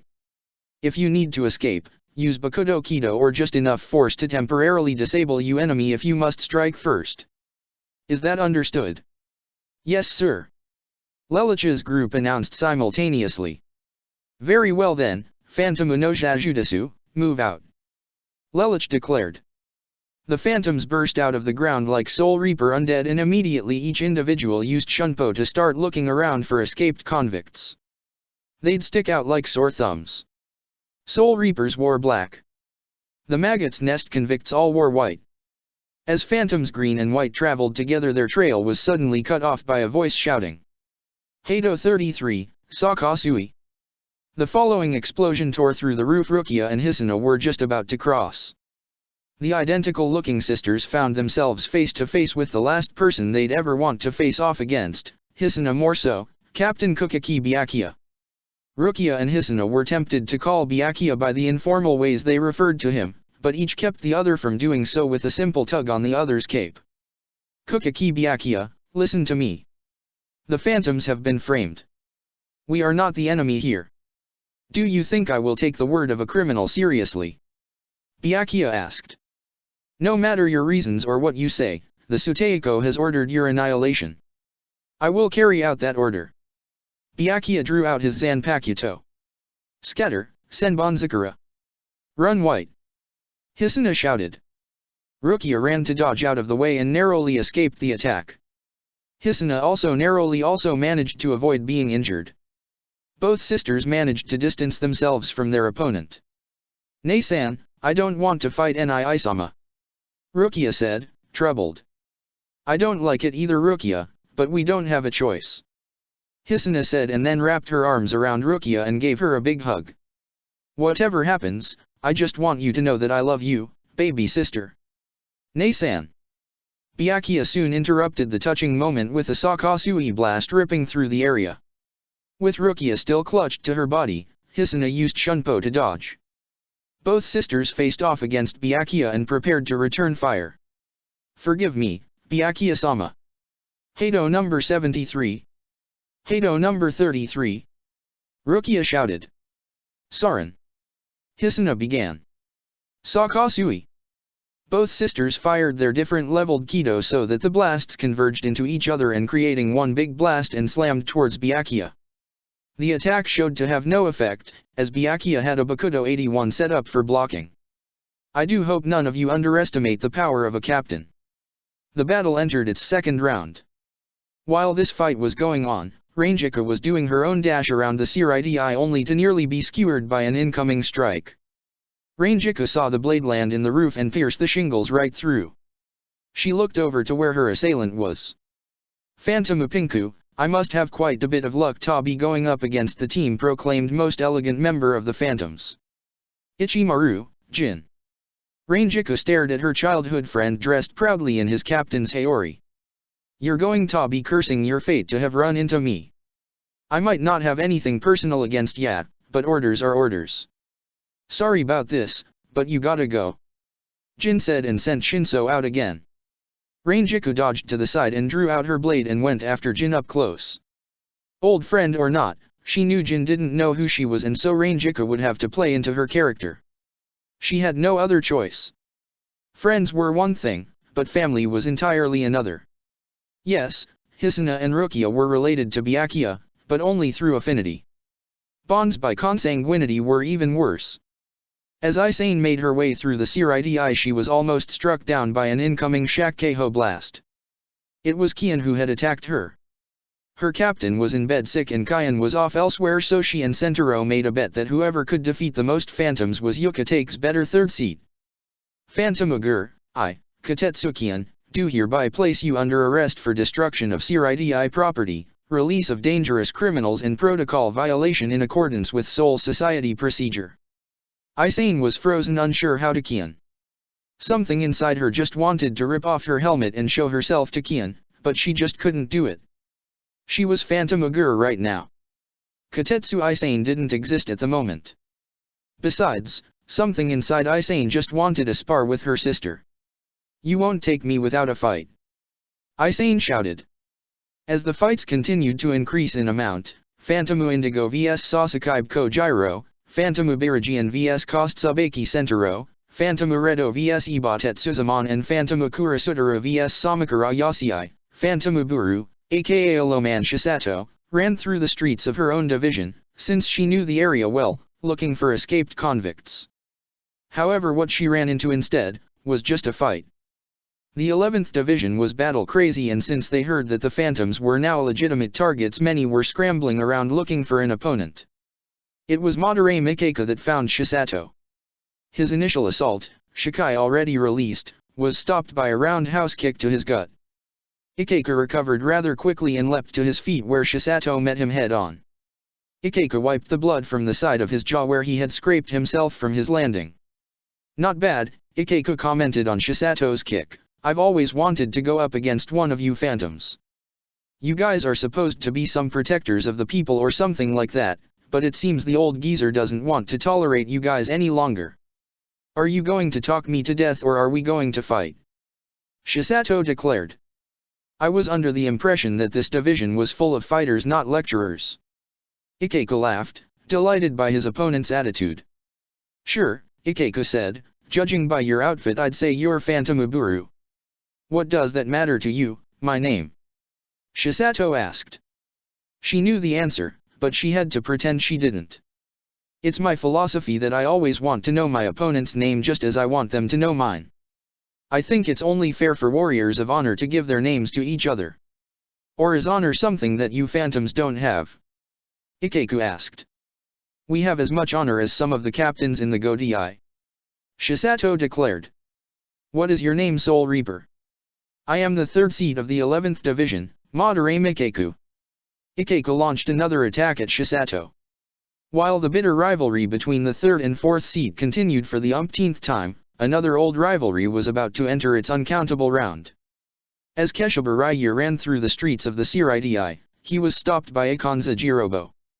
The fearsome Kama Idaki and the undyingly loyal orange-caped crusader had clashed as officers of the Godai numerous times in friendly matches for entertainment for the junior officers and unseated members and for practice for getting stronger. However, this time Jirobo had the advantage in that he was the only one that could release his Zanpakuto. If Keshiba released his, it would give him away. Soon Keshiba had taken several clean hits, unable to stop Jirobo's fast-moving Shikai. "What's wrong, little man?" Jirobo taunted. "Aren't you going to release your Zanpakuto, or are you unable to for some reason?" "Damn, if I use Yabantsuyose he'll know who I am, but if I don't I just might die. Yabantsuyose equals savage strength. Would I ever let you die?" Keshiba's Zanpakuto asked him. Keshiba smirked. "No, I suppose not." He gripped his blade tighter than before. "Let's go, big guy." Keshiba leapt high into the air. "For the honor of Zero, I will not lose." With power and speed beyond anything the likes of which Jirobo had seen, Keshiba Ryu came slamming down upon him. He seemed to deflect his blades with his Ryutsu alone. Jirobo took a nasty gash along his right shoulder. Keshiba then took a kick to the stomach and was sent flying. Keshiba tapped his hand to the ground, backflipped and landed on his feet, panting. "You are a tenacious little cockroach." Jirobo sneered. "I will take great pride in wiping you off the face of the Soul Society." "I am not a cockroach." Keshiba glared. "I am orange." Keshiba flared his spiritual power. The resulting waves were distorted and changed by the Ryutsu concealing cloak, throwing off his identity. The flare of spiritual power trickled to Susanna's location as she ran through the Shirai. She had already apprehended one Maggot's Nest individual with a combination of Bakudos 1, 4, and 30. She had yet to come across any Soul Reapers, but of course that was about to change when a Reikoho blast came screaming her way. Susanna blocked within Kosen and got out of the way before the blast hit. Shunsui's lieutenant, Ise Nanao, appeared to stop her. "Phantom Uiro, by order of the head captain you are hereby placed under arrest as a criminal of the Godai. If you resist capture we have orders to eliminate you." "We have done nothing wrong," Susanna shouted. "The Phantom no Jujutsu has been framed by one of your own." "Silence, criminal!" Nanao charged. "Hado 32, Okazen." Susanna fired off the blast of energy. "Bakudo 39, in Kosen." Nanao guarded herself, but Susanna got behind her and prepared to strike at Nanao's back to cripple her. Despite what Zero had said about not using excessive first, Susanna was fiercely loyal to him, emphasis on fierce. If she had to maim a Fukotaiko to get the job done then that was what she would do. Quick enough though, Nanao managed to stop Susanna's strike with the Wakaizashi she kept concealed in her blade. For someone who proclaims innocence that was certainly a serious strike. Nanao stated. "The Godai ordered our annihilation. It's a survival tactic." Susanna replied. The two women pushed away from each other. "You won a fight, you found one," Nanao declared. The two women engaged in battle. Tissen charged through the Siriti, often using his Zanpakuto's initial ability, without calling it out in order to avoid being spotted. However, his tactic did nothing to prevent a very large blade from slamming down towards him. Tissen was now face to face with his old friend, Komamura Seijin. "I will be honest," Seijin stated. "I thought that perhaps there could come a time where the Phantoms and the Godai could live together in harmony, but it seems Zero never intended for that, did he?" Tissen did not answer Seijin's question. "Phantom Uburon, I captain of Squad 7, Komamura Seijin, challenge you to an honorable duel." "I accept," Tissen replied. Although neither could use their Zanpakuto, Yoryuki and So iPhone were having the easiest time out of all of their allies. It was Shunko that kept them high ahead of the curve. The two women had worked together to perfect the technique over the years and had just used it to deliver a sound beating to the captain and lieutenant of the Onmitsukido before either could release their Shikai. Yoryuki's title as the Goddess of Flash and So iPhone's lightning-quick reflexes made the women superior to their predecessors. Because of the technique's effect of destroying the fabric on the arms and back of the user, Urahara Kisuk modified the suit's composure to disperse and reform after the technique's initial activation. The former core and executive commander were rounding up the convicts that hadn't made it very far outside the maggot's nest, but the drop of Stefan and Kendra's Ryatsus brought on an order of seek and destroy had been sent out in that direction. Crushing spiritual pressure was felt by both Yoryuki and So iPhone as a body mass seemed to launch towards them like a cannonball. The gilded phantoms leapt out of the way as a crater formed where the individual had landed. A Haori sporting the number 11 was seen on the individual's back. I got a direct order to say that a captain and lieutenant pair had been defeated. Zaraki Kenpeki had been deployed by the head captain to take out the enemy that had disabled Luska Stefan and Otamaka Kendra. So let's have a good time, shall we? This is not going to be so easy. Yoryuki thought to herself. She had heard the story from Lelich. Zaraki Kenpeki had defeated the previous captain in a single strike after his Bankai snapped off on his shoulder. The man could have only gotten stronger since then. In a decade after the man had been captain, he asked the Department of Research and Development to create an eye patch that sucks the spirit energy of whoever wears it because he had become so strong that his fights were over in seconds. The man had no Bankai and his sword was always released, despite the fact that the man did not know its name. "What's the matter? Afraid? You should be. You see, Stefan's a very competent and powerful captain. He and I once went around, at his request no less, for the entertainment of our squads. He lost, but it was the best fight anyone had ever given me. So if you two can beat him," Kenpeki reached for his eye patch and ripped it off. "The result was catastrophic and crushing on the exiled pair. I will use every last ounce of my spirit energy to kill you. It's that simple." If Yoryuki and So iPhone thought they had it bad, then Ishine had it doubly bad. The disguised captain had come face to face with the last person he, or any of the phantoms needed to, Aizen Sosuke. "Is this how you get your sick kicks, framing us?" Ishine asked Aizen. Ishine was one of the few phantoms that believed Lelich when he talked about Aizen's treachery. When you have a cousin like Kyokaku and she tells you how things are, you tend to listen and agree. "I don't know what you're talking about." Aizen played innocent. "Go ahead and play dumb if you want." Ishine drew out his sword, "but if I beat you down, our necessity drops considerably." Ishine stated. "I know another way, your necessity could drop." Aizen drew out his own sword. "And that's if I kill you, Zero, and all of the other phantoms." "Bring it, you four-eyed scumbag." Ishine taunted. With Ishine going head-to-head with the evil chess master himself, Lelich, as Zero, ran straight for the center of the Siriti where he planned to meet up with Kayan and Nimue. The trio had just enough time to exchange pleasantries and draw their swords before a mighty Ryatsu overcame all three of them. Lelich was less afflicted with his Ryatsu concealing cape. He had made alterations to his costume to not only conceal his own Ryatsu, but also to reduce the amount of Ryatsu directed at him. So while Kayan and Nimue were each dropping to one knee, Lelich was merely getting a headache that was slowly evolving into a migraine. "Zero, at last we meet," the elderly captain declared. "Captain Commander of the Godai 13, Yamamoto Shijikuni Genri Yusai, I must say I am flattered that you would seek me out yourself." Lelich responded. "I'd watch your mouth if I were you." Give me probable cause and I shall burn you to smoldering crater on the spot. I always believed your organization was for the betterment of the Soul Society. I tolerated your existence and your lawlessness merely for the benefits you were bringing to this world. Yamamoto responded. If that's the case, why all the cat and mouse with Luska Stefan and Oda Makakendra? Lelich replied. Because even if your intentions were noble, you were still breaking the laws of the Godii. I cannot tell you how many times a tortured noble was brought to my office, and if you think I have forgotten your 2 solo acts including breaking Urahara Kisuk out of the central 46 chambers, I have not.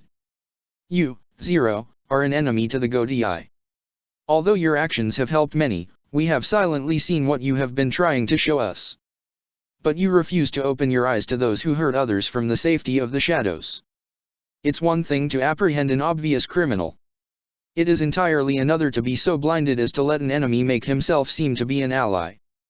Lelich said and pointed his index finger directly at Yamamoto. Until the Phantom's #1 enemy has fallen, we will not just up and disappear. If that is the case, then I am afraid that this is the end for you.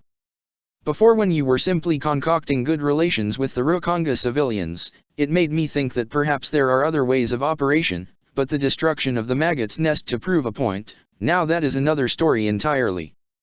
Yamamoto stated. The Maggot's nest was not our doing. Lelich responded. My plan was to come here and expose our true enemy, but he acted first and has framed us thusly.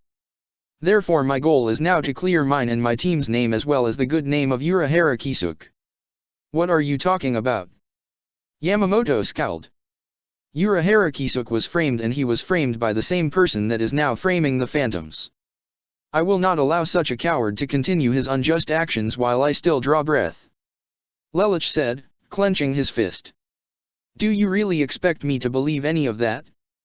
You are a criminal and so is Urahara Kisuk. Conspiracy is the language of one who refuses to admit the truth and therefore must soil the names of others to satisfy their own minds. Yamamoto thundered. I gave my team an order to assist in the apprehension of the criminals that escaped the Maggot's nest. The Godii cut my men off while leaving the entire matter to the detention unit. Lelich stated. You are the greater threat. Therefore our resources must be focused upon you and the Phantoms. This discussion is a waste of time. Draw your sword and we will end this conflict between your organization and the Godii 13 once and for all. Yamamoto stated. And I'd love nothing more than to end our conflict, but I must first make sure that the one who framed my organization is brought to justice. Lelich declared. Yamamoto opened his eyes slightly to look at the masked individual. His stance was rigid and he spoke so articulately that Yamamoto couldn't find it in him to believe that such lines had been rehearsed. Still, he could not openly condone that Zero might not be lying. How do I know this is not simply a ruse to escape capture or death? Have Shiba and Kuratsuka Fukotaiko follow me. If I act the slightest bit suspicious, you may give them the order to cut me down. Lelich declared. Since Yamamoto had no idea that the masked vigilante before him had the vice captains around him in his pocket, he was intrigued by Zero's bold request. He was willing to allow 2 vice captains to follow him around while he made good on his word that he wished to right the wrong he had been dealt. Very well. I will give you a chance to prove that you speak honestly. Yamamoto then looked at Nimue and Kyan. Do not let him out of your sights for even an instant. The 3 individuals took off, keeping up the same pace. Yamamoto watched them tear down the Siriti. I'm getting far too old for this kind of crap. The Suteiko muttered to himself. As Lelich, Nimue, and Kyan ran off together, they were given a radio message from Hitsugaya and Momo. Zero, this is Violet, things are bad. Give me the 411, Violet. Lelich radioed. It's not looking good, Zero, Hitsugaya returned, there's fighting all throughout the Siriti. Most of the convicts have been rounded up, but our forces are starting to wear down. If we don't end this soon, we're screwed. Lelich could only assume Hitsugaya was tracking everything with Bakudo 58. He'd have to be. There was no other way to tell the status of individuals with concealed Ryutsu. Zero opened a communications channel to his entire team. This is a message to all Phantoms. I am ordering a retreat. Repeat, I am ordering a retreat. Double back to the entryway and leave. But what about you? Susanna asked Zero. I'll be fine, the head captain has granted me passage through the Siridi so long as I'm escorted. I want a complete and utter fallback. Now. Zero yelled. Many of the Phantoms did what they could to get out of the battles they had entered into. Many of their enemies pursued. Zero, it's no good. I can't shake this guy. Ishain shouted. Don't give in, Black, keep pushing. Zero declared. Sir, it's been an honor serving at your side. Ishain stated. Lelich stopped moving and addressed Ishain directly. Black, what the hell are you doing? Sir, allow me to take one for the team. Our main goal is to stop Aizen, right? Ishain asked. Lelich was silent. You'll do fine without me, sir. Damn it, Black, this is not up for debate. I am ordering you to fall back. Lelich shouted. Don't ever give up, Zero. Ishain stated. Black. At his battle with Aizen, Ishain was prepared to pay a hefty penalty. The Phantoms have to survive. In Jetsu, old pal, let's show Aizen we mean business. Casually, and on purpose, Ishain removed his helmet. Aizen froze when he saw his opponent's true form. Captain, Kurosaki. Aizen, today is your victory. The Phantoms have lost, but we will rise again. Your plan will not succeed. And just how does you revealing your true nature accomplish anything? Once it gets out that the captain of the 10th Division is working with the Phantoms, it'll never get out. Ishain swung his sword down, because from this moment forward I will no longer have the capability to lead the 10th Division. Saigo no, Getchuga Tensho. All anyone saw after that was a large white and blue energy blast that seemed to encompass Aizen and Ishain's entire battlefield. The Phantoms all made it underground and the members of the Maggot's nest were rounded up. 65.5 seconds later, Kurosaki Ishain, captain of the 10th Division, lost all of his spiritual power. Medics were called. The situation died down and what should have been the day of the Phantoms' greatest triumph, ended with their greatest defeat. Lelich would later find no casualties amongst his team. Heavy injuries, yes, but no casualties. Thanks to Ishain, all attention was drawn to him and the rest of the Phantoms survived. 1 month later. Central 46 Chambers. So you, Kurosaki Ishain, admit to framing Urahara Kisuke, blowing up the Maggot's nest and orchestrating the Phantoms, going so far as to switch yourself with your commander on the day of your biggest move. You admit to performing illegal holofication research, breaking and entering our chambers, burning the Tremere family to the ground, torturing nobles. I admit whatever the hell is on that crummy piece of paper. Ishain spoke. I did it all and I'd do it all again if I have to. He let out a laugh as if he were pretending to be a cliché villain. Do not talk out of turn. There will be divine punishment for this. You will be stripped of your rank as captain of the 10th Division and banished to the world of the living. Do I have the option of taking a few things and giving some heartfelt goodbyes? Ishain asked. Absolutely not. You. Counselor, Kurosaki Ishain is a noble connected with the mighty Shiba family. A last request should be in order, lest we invoke the anger of the nobles. Kurosaki Ishain has lost all spiritual power. He is no danger to anyone anymore. A council member stated. Bah, very well, 5 hours. If you are not back here by then, the Onmitsukido will be given the order to hunt down and kill you. Thank you, Counselor. Ishain stated. As he left council chambers, he found Lelich waiting for him across the moat. I cannot believe you did that. Lelich said to his former captain. Something had to be done. You and the others needed to survive. Don't let Aizen have his way. Ishain stated. Speaking of Aizen, it seems you shocked him when you revealed who you really were. He's still recovering under Anohana's care. Lelich chuckled. Why not just finish the job in his sleep then? Ishain asked. And invoke the wrath of the most powerful woman in the Godai 13? Thanks, but I'll pass. Lelich said. Ishain laughed. See you around, I guess. Ishain asked. What will you do from now on? Lelich asked. Ishain shrugged. I don't know, open a med clinic and raise a family maybe. Lelich smirked. What? Something funny about that? Lelich cleared his throat and mimicked something Ishain had once said to him, doing a very good imitation of the man. Settling down is for chumps. This here ladies' man is staying single all the way. Your memory is scary, Lelich. Ishain replied. Lelich just laughed, but then became serious. I formally disbanded the Phantoms. If we do any more actions it'll only cause trouble. The CRITI has taken a hint as to what we were trying to show them. There's not much left for us to do. So, the only thing left is Eisen and a few scumbags, huh? So then I guess you'll be working from within the system again? Ishain asked. Lelich nodded. Well, do your best. How long before you're sent away?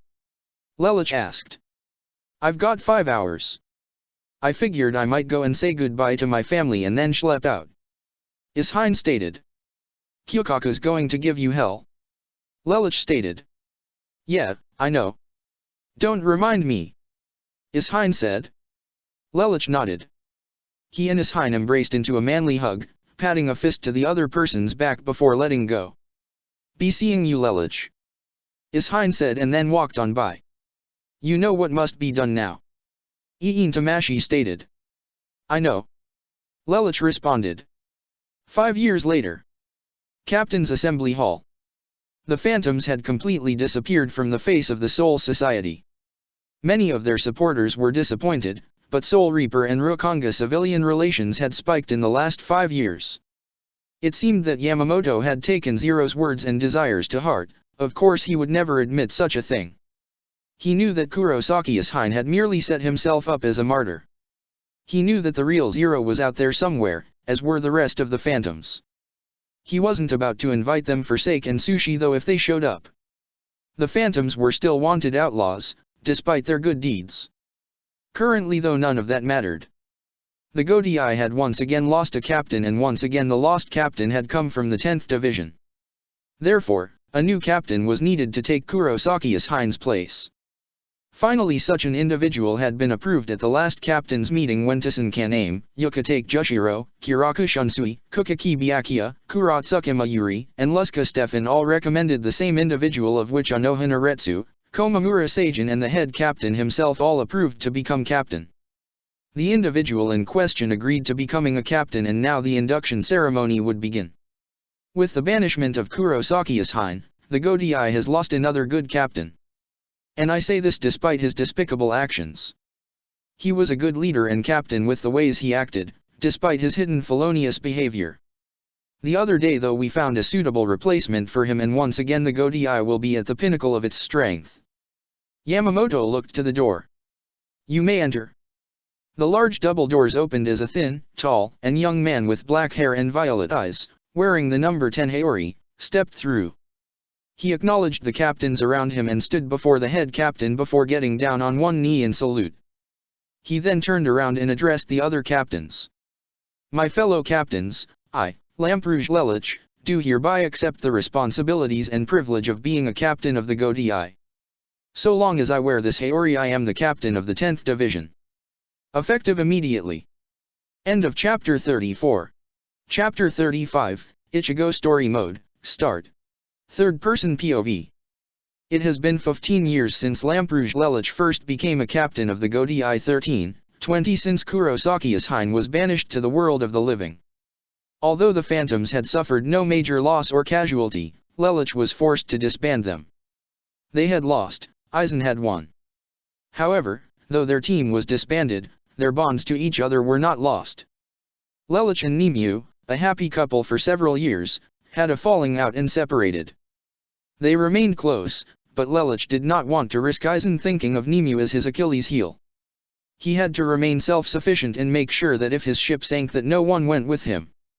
Nimue protested several times. Lelich explained to her that it was because he was just too scared to lose her and wanted to minimize such a risk. Lelich somehow felt that it couldn't have been coincidence that Eisen chose that specific day to blow up the maggot's nest. Lelich got the feeling there was a rat of some kind lurking about, relaying information to Eisen. Lelich was quite convinced that such a rat could be neither Taisen nor Momo. Momo had become almost another Lelich, though much less cynical and her surface self was much more friendly and sweet. Such a transformation had only occurred with her under Lelich's guidance. Tissen was Lelich's double agent. He followed Aizen's orders unless they conflicted with Lelich's. However, the fact that Tissen had no idea of the bombing made Lelich worry. He wondered if perhaps that was Aizen's way of wondering if Tissen was truly loyal to him. Ishein's martyrdom overshadowed Tissen's absence at the emergency meeting. Tissen made the excuse that he had been out in Rukonga taking care of a personal matter and hadn't heard the alarm. Hisagi, of course, backed up his story. Although no one had died on that battlefield, the injuries many suffered made Lelich worry that his secret would be exposed. However, he didn't give his followers enough credit. Each one had their own excuse for explaining their injuries, and it wasn't something stupid like they fell down some stairs or had an accident with a sharp object. Lelich wasn't sure if such excuses would escape Anohana's notice, but thankfully he had Aizen in his pocket to draw away the woman's attention. Everyone recovered, unfortunately this included Aizen, and the Soul Society was back on its feet by the end of the year, even more so once Lelich became captain. He promoted Rangiku to be his second in command and gave Hichugi a third seat. Shisato begrudged the fact that she still couldn't get to a third seat position, as did Keshiba Ryu. The man was tired of being just underneath Jirobo Ikanza. If it wasn't for the fact that Jirobo's bark was as lethal as his bite, Keshiba would be above the man by now. Their clash when he was Phantom Orange had been called off when Ryu retreated. Of course, he didn't walk away from that battle unscathed, not many did. Thankfully no one had the brilliance to say, run a blood sample test for any blood that was dripped. Even if there had been, Lelich was prepared to use his influence to have Aizen and Nemu tamper with the trial and spoil the samples and then cover it up with geese. Perhaps the most troubling outcome of the Phantom's loss was what befell the Shibas. Because Ishein was a member of the branch family, the main family was held responsible. As head of the house, Kyan was supposed to be held accountable for Ishein's actions. However, Yamamoto and Yukatake intervened and, using their status and Kyan's, prevented Kyan from receiving so much as a slap on the wrist. Unfortunately, this came at the cost of Kyokaku taking the rap in Kyan's place. The self-sufficient woman was given a prison sentence of 3 years. However, the Soul Society didn't exactly keep their prisons single-sex. As a result, Kyokaku wound up twisting a few arms and breaking a few limbs of a few inmates that wanted a piece of her. Such roughhousing ratcheted her sentence up to 10 years. Of course, at the same time it also sent the message to the other inmates that Kyokaku was not to be fucked with. Kyokaku didn't serve all 10 of those years though. She was given a visit during her 6th year by a friendly face. 14 years ago. Kyokaku was escorted by one of the officers to a confined room where she would meet her visitor. Being locked up in prison, she wasn't exactly privy to the goings-on outside in the light. So when she saw Lelich walk in wearing a captain's haori, she was rather shocked to say the least. "You have 20 minutes. The warden told Lelich and slammed the door. "My, oh my. I didn't think I'd live to see the day." Kyokaku grinned. Lampuj Lelich, captain of the Godai. Lelich smiled, glad to see that Kyokaku seemed much like her normal self. He knew what prison could do to people. "It's good to see you," he told her. "So what do I owe this nice surprise visit, Capitan?" Kyokaku asked, still grinning. "I'm here to get you out of here," Lelich said. Kyokaku blinked, confused. "Say what?" Just as Urahara Kisuk spoke with Kuratsukima Yuri and ultimately had him released and conscripted into the Godai, "I'm here to grant you a similar offer," Lelich said. "I'm listening." Kyokaku folded her arms. "I want you to agree to joining the Godai as part of the 10th Division under my captaincy," Lelich stated. "And what makes you think I even want to be a Soul Reaper?" Kyokaku asked. "Did it ever occur to you why I never bothered to join?" "It has. As the younger sister of the famous Shiba Kyan, you've always lived under his shadow. People would treat you differently and you would always be compared to your brother while at the Shino Academy. However, you know that you are your own person. You aren't Kyan's little sister, you are Shiba Kyokaku. However, I know that you're fairly skilled with your fists and Kyan tells me that you can cast Reikoho flawlessly." There was a pause before Kyokaku spoke. "I hate it when you are always so knowledgeable in everything. It's irritating. Also, Kayan says a lot of things, but this time he's right. I can actually cast Reikoho without a problem, though I still need the incantation. Then combined with Yu Hakuda skills I can get you to bypass the Shino Academy entirely so long as you take a few private lessons using your family's tutors. I can have you out of here immediately and in my forces by the end of the year. Lelouch said. And just why do you care so much? Kyokaku asked. Lelouch looked at her seriously. You've been a good friend to me all these years. Yeah, you're tough enough to handle prison with the kind of attitude you bring to the table, but I'm not about to resign you to your fate when I can do something about it. Kyokaku said there was definitely more to what Lelouch was saying than he was letting on, but the security camera prevented such. Still she knew what he meant. His words, combined with his tone and expression, spelled out the statement, "It's my fault you're in here. I'm getting you out." Well, no matter what I do, I still get out of here in another 4 years. Let me weigh the options. Kyokaku held up her hands like a scale, tipping each one as she spoke the corresponding option. Wait 4 years, become a Soul Reaper. Soul Reaper. 4 years. Soul Reaper? 4 years. Kyokaku shrugged. Why not? If I join I don't have to get Kayan a ladder to get off my back. He'll just do it himself. I don't have to constantly call you Teiko though, do I? I'd prefer some level of respect, thank you. Lelouch said with a friendly smirk. Kyokaku chuckled. Whatever. She extended her arm to Lelouch. You got yourself an officer, Lelouch. Lelouch shook her hand. You got yourself a release from prison. Present day. In the 14 years Kyokaku spent training as a Soul Reaper, she became quite good at it. Currently she was an 8th seat in Lelouch's squad. With both Kayan and Kyokaku as Soul Reapers, it put a lot of pressure on Ganju not to be a disappointment to the family. Unfortunately Ganju had failed the entrance exam a total of 5 times. Kyokaku kept saying he should just stop trying and that some people aren't meant to be Soul Reapers, but that didn't stop the youngest Shiba from training so he could try again. While the Shibas were doing rather well, the same could not be said for the Shioins. After nearly a century of having their name soiled with Yoryuki being declared a traitor, and that their successor was unable to become a prominent enough figure in the Gotei, the clan collapsed. The On Mitsukido, after a strenuous courtroom struggle, were eventually instated as a purely Gotei-affiliated corporation, entrusted to the senior officers of the 2nd Division. Said senior officers were currently, Luska Stefan, the captain. Otomaka Kendra, the vice-captain.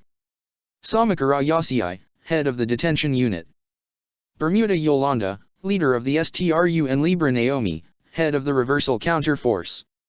Of course, while the Shihoans had it bad, things weren't exactly peaches and cream at the Kukaki Manor. Once again, Rukia and her sister were at odds. All right, I get it. Rukia shouted as she reached the intersection in the hallway. Do you really, Rukia? Hisuna asked. Or are you just saying that so that I'll leave you alone until next time? I don't understand why you constantly have to act so difficult. Help me understand what the problem is, Rukia. My problem is that I never asked for this life. You just sort of dragged me into it. No matter how much we do together, everything always has you running back to Nii-sama. Whenever he and I have an argument, you always take his side. Rukia shouted. That's not true, Hisuna tried to defend. You love me, I know. You've told me, but you love Nii-sama more. That's just how it's always been. Yes, you've protected me, yes you've helped me, but sometimes I just wish that you'd divorce Nii-sama and you and I could just be happy, just the two of us. Rukia was close to tearing up. Rukia, you mustn't say things like that. Hisuna said calmly. She reached out towards Rukia, but her sister swatted her arm away. Don't touch me. Rukia shouted. I'm sick of this. You always try to make things up to me by being kind and doing all this sisterly bonding stuff, but every time you choose Nii-sama over me I just want to throw up. You two were happy and then I'm just making it difficult for you. You nearly worried yourself to death looking for me. Maybe it'd just be better if I disappeared and you never saw me again. No, Hisuna was very hurt that Rukia was saying such things. I lost you once, I couldn't bear to lose you again. Maybe you should have thought about that before you abandoned me. Rukia said as coldly as she said and ran off. Ah, Rukia. Hisuna reached out for her sister, but just watched her go inside. Little did she know that her passive action would later be the catalyst to which would cause the chaos to occur over the next half a year. If she had gone and stopped Rukia and made up with her, perhaps Rukia wouldn't have been so angry and have such a desire to just be normal that what would later occur would not have occurred, and the tension that was building between Lelouch and Aizen would have continued to build behind the scenes. But Hisuna did not, and Rukia did, and the events did occur. Had they not, well, the future would not have been all that interesting. Rukia arrived in 13th Division about an hour later and knocked on Kyan's office door. The raven-haired lieutenant came out and saw Rukia and smiled. Well, if it isn't my favorite 6th seat. You all set, Rukia? Kyan asked her. Of course. Rukia responded. Somehow Kyan always made things better. Okay, follow me. Kyan said and led Rukia to the Senkaimon. Remember, if you overstay your welcome, I'm going to have to come after you. Kyan said it as a joke. But seriously, 1 month and that's it. You know what happens to Soul Reapers who stay longer than they're supposed to. I know. Rukia responded with a smile. Well, good luck then, Rukia. See you in a month. Kyan said and opened the Senkaimon. Rukia stepped through it and emerged into the night sky of Karakura town and planted her feet firmly on a telephone pole. She stood silently and then picked up a sensation. I sense strong riot so close by. She leapt off the telephone pole and into the night. The blade of fate had fallen. The next day. Karakura High School. It was a typical day, as any typical day could be at Karakura High School, especially for class 1 to 3. Asano Kigo doodled in his notebook. Inu Orium paid careful attention to the lecture. Honsho Chizuru paid careful attention to Orium, and Arisawa Tatsuki paid careful attention to Chizuru. Ishida Uriah was going above and beyond the necessity as a student, and Yasutara Sato was sitting in the corner of the room trying not to be noticed. Kurosaki Ichigo, however, rather than paying careful attention to his workload, had dozed off, facing the window. His teacher took notice of this and grabbed a piece of chalk and whipped it at his head, bolting Ichigo awake. Pay attention, Kurosaki. She snapped. Right, Ichigo said, getting back in his chair. Sorry, FON-sensei. Yes indeed, Ichigo's freshman year high school teacher was one FON Shaolin aka So iPhone. The petty former executive militia commander had stayed in Karakura town with her partner, Shihoin Yoriyuki. When the existence of Kurosaki Ichigo came to their attention, Yoriyuki requested that So iPhone keep an eye on him. She complied in the form of not only becoming the teacher at the martial arts dojo he and Tatsuki attended when they were kids, but also had now become his teacher for his freshman year. Ichigo kept his consciousness alert for the rest of the day until lunch, to which he and Tatsuki broke out into conversation as they headed for the roof to have lunch. Sensei really laid into you this morning. The raven-haired teen snickered. Ichigo rubbed his head in frustration. It's bad enough she runs the dojo you and I trained it, did she have to wind up becoming our high school teacher too? I swear that woman is stalking me. Oh, lighten up. At least you don't have to deal with her during PE. Tatsuki told her friend. Can't be any worse than when she was our instructor. Ichigo said, following his friend. No, I suppose not, but she's a good person. Tatsuki stated. Ichigo could only nod in agreement. Neither one had forgotten the time they had seen So iPhone run down the street, dive bomb onto a man in a trench coat and twist his arm until he gave back a purse he stole from an old woman. Ichigo had never seen anyone run that fast in his life. As the two friends sat on the roof together and got out their lunches, Ichigo felt a chilling sensation only to notice a ghost girl, in a school uniform, looking out over the side of the building. Ah hell, not again. Just ignore it, Ichigo, maybe it'll disappear. Ichigo was sick and tired of dealing with ghosts and afterlife spirits. It drove him crazy that he had the ability.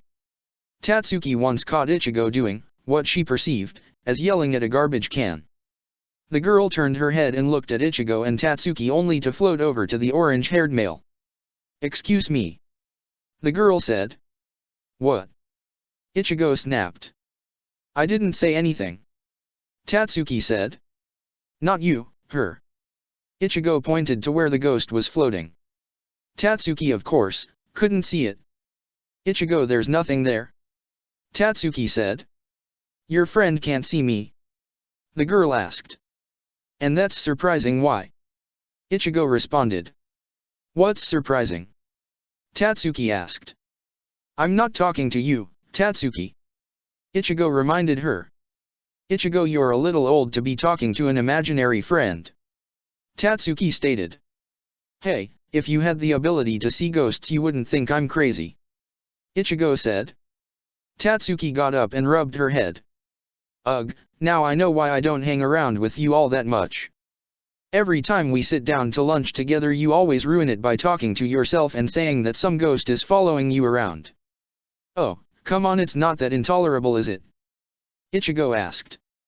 Yes, it is. Tatsuki said bitingly. She sighed and loaded her bag onto her shoulder and carried her lunch under her arm. I'm going to go see if Sensei needs any help setting up for today for PE. I'll see you back in class. Tatsuki, wait a minute. Ichigo said. Slam. The door to the roof slammed, leaving Ichigo alone on the roof. So? He said to the ghost. What's your story? Tatsuki headed down the stairs and went for the teacher's office to speak with her teacher. So iPhone had gotten used to using her real name a lot lately. Only Yuriyuki and Urahara still called her by her nickname. After hanging around the guy for so many years she realized he wasn't all that bad and, as things had turned out, he wasn't an obstacle for her either, so the two had become friends in exile. Yuriyuki and So iPhone still lived apart from Urahara and Tessai, but paid visits to the shop every once in a while. So iPhone had saved a lot on rent by Yuriyuki deciding to spend the majority of her time in cat form, so she was just viewed as So iPhone's pet and acted like a normal cat around those unaccustomed to the strange and mysterious. As a result, So iPhone was the only one ever seen walking the streets between the two. She did the shopping, took care of the income and paid the bills, while Yuriyuki took care of the apartment. Recently the two had moved into a comfortable house for two, so Yuriyuki was able to stretch her legs a little more. In other words, she didn't have to be in cat form 90% of the time. She still enjoyed being in cat form a good percentage of the time.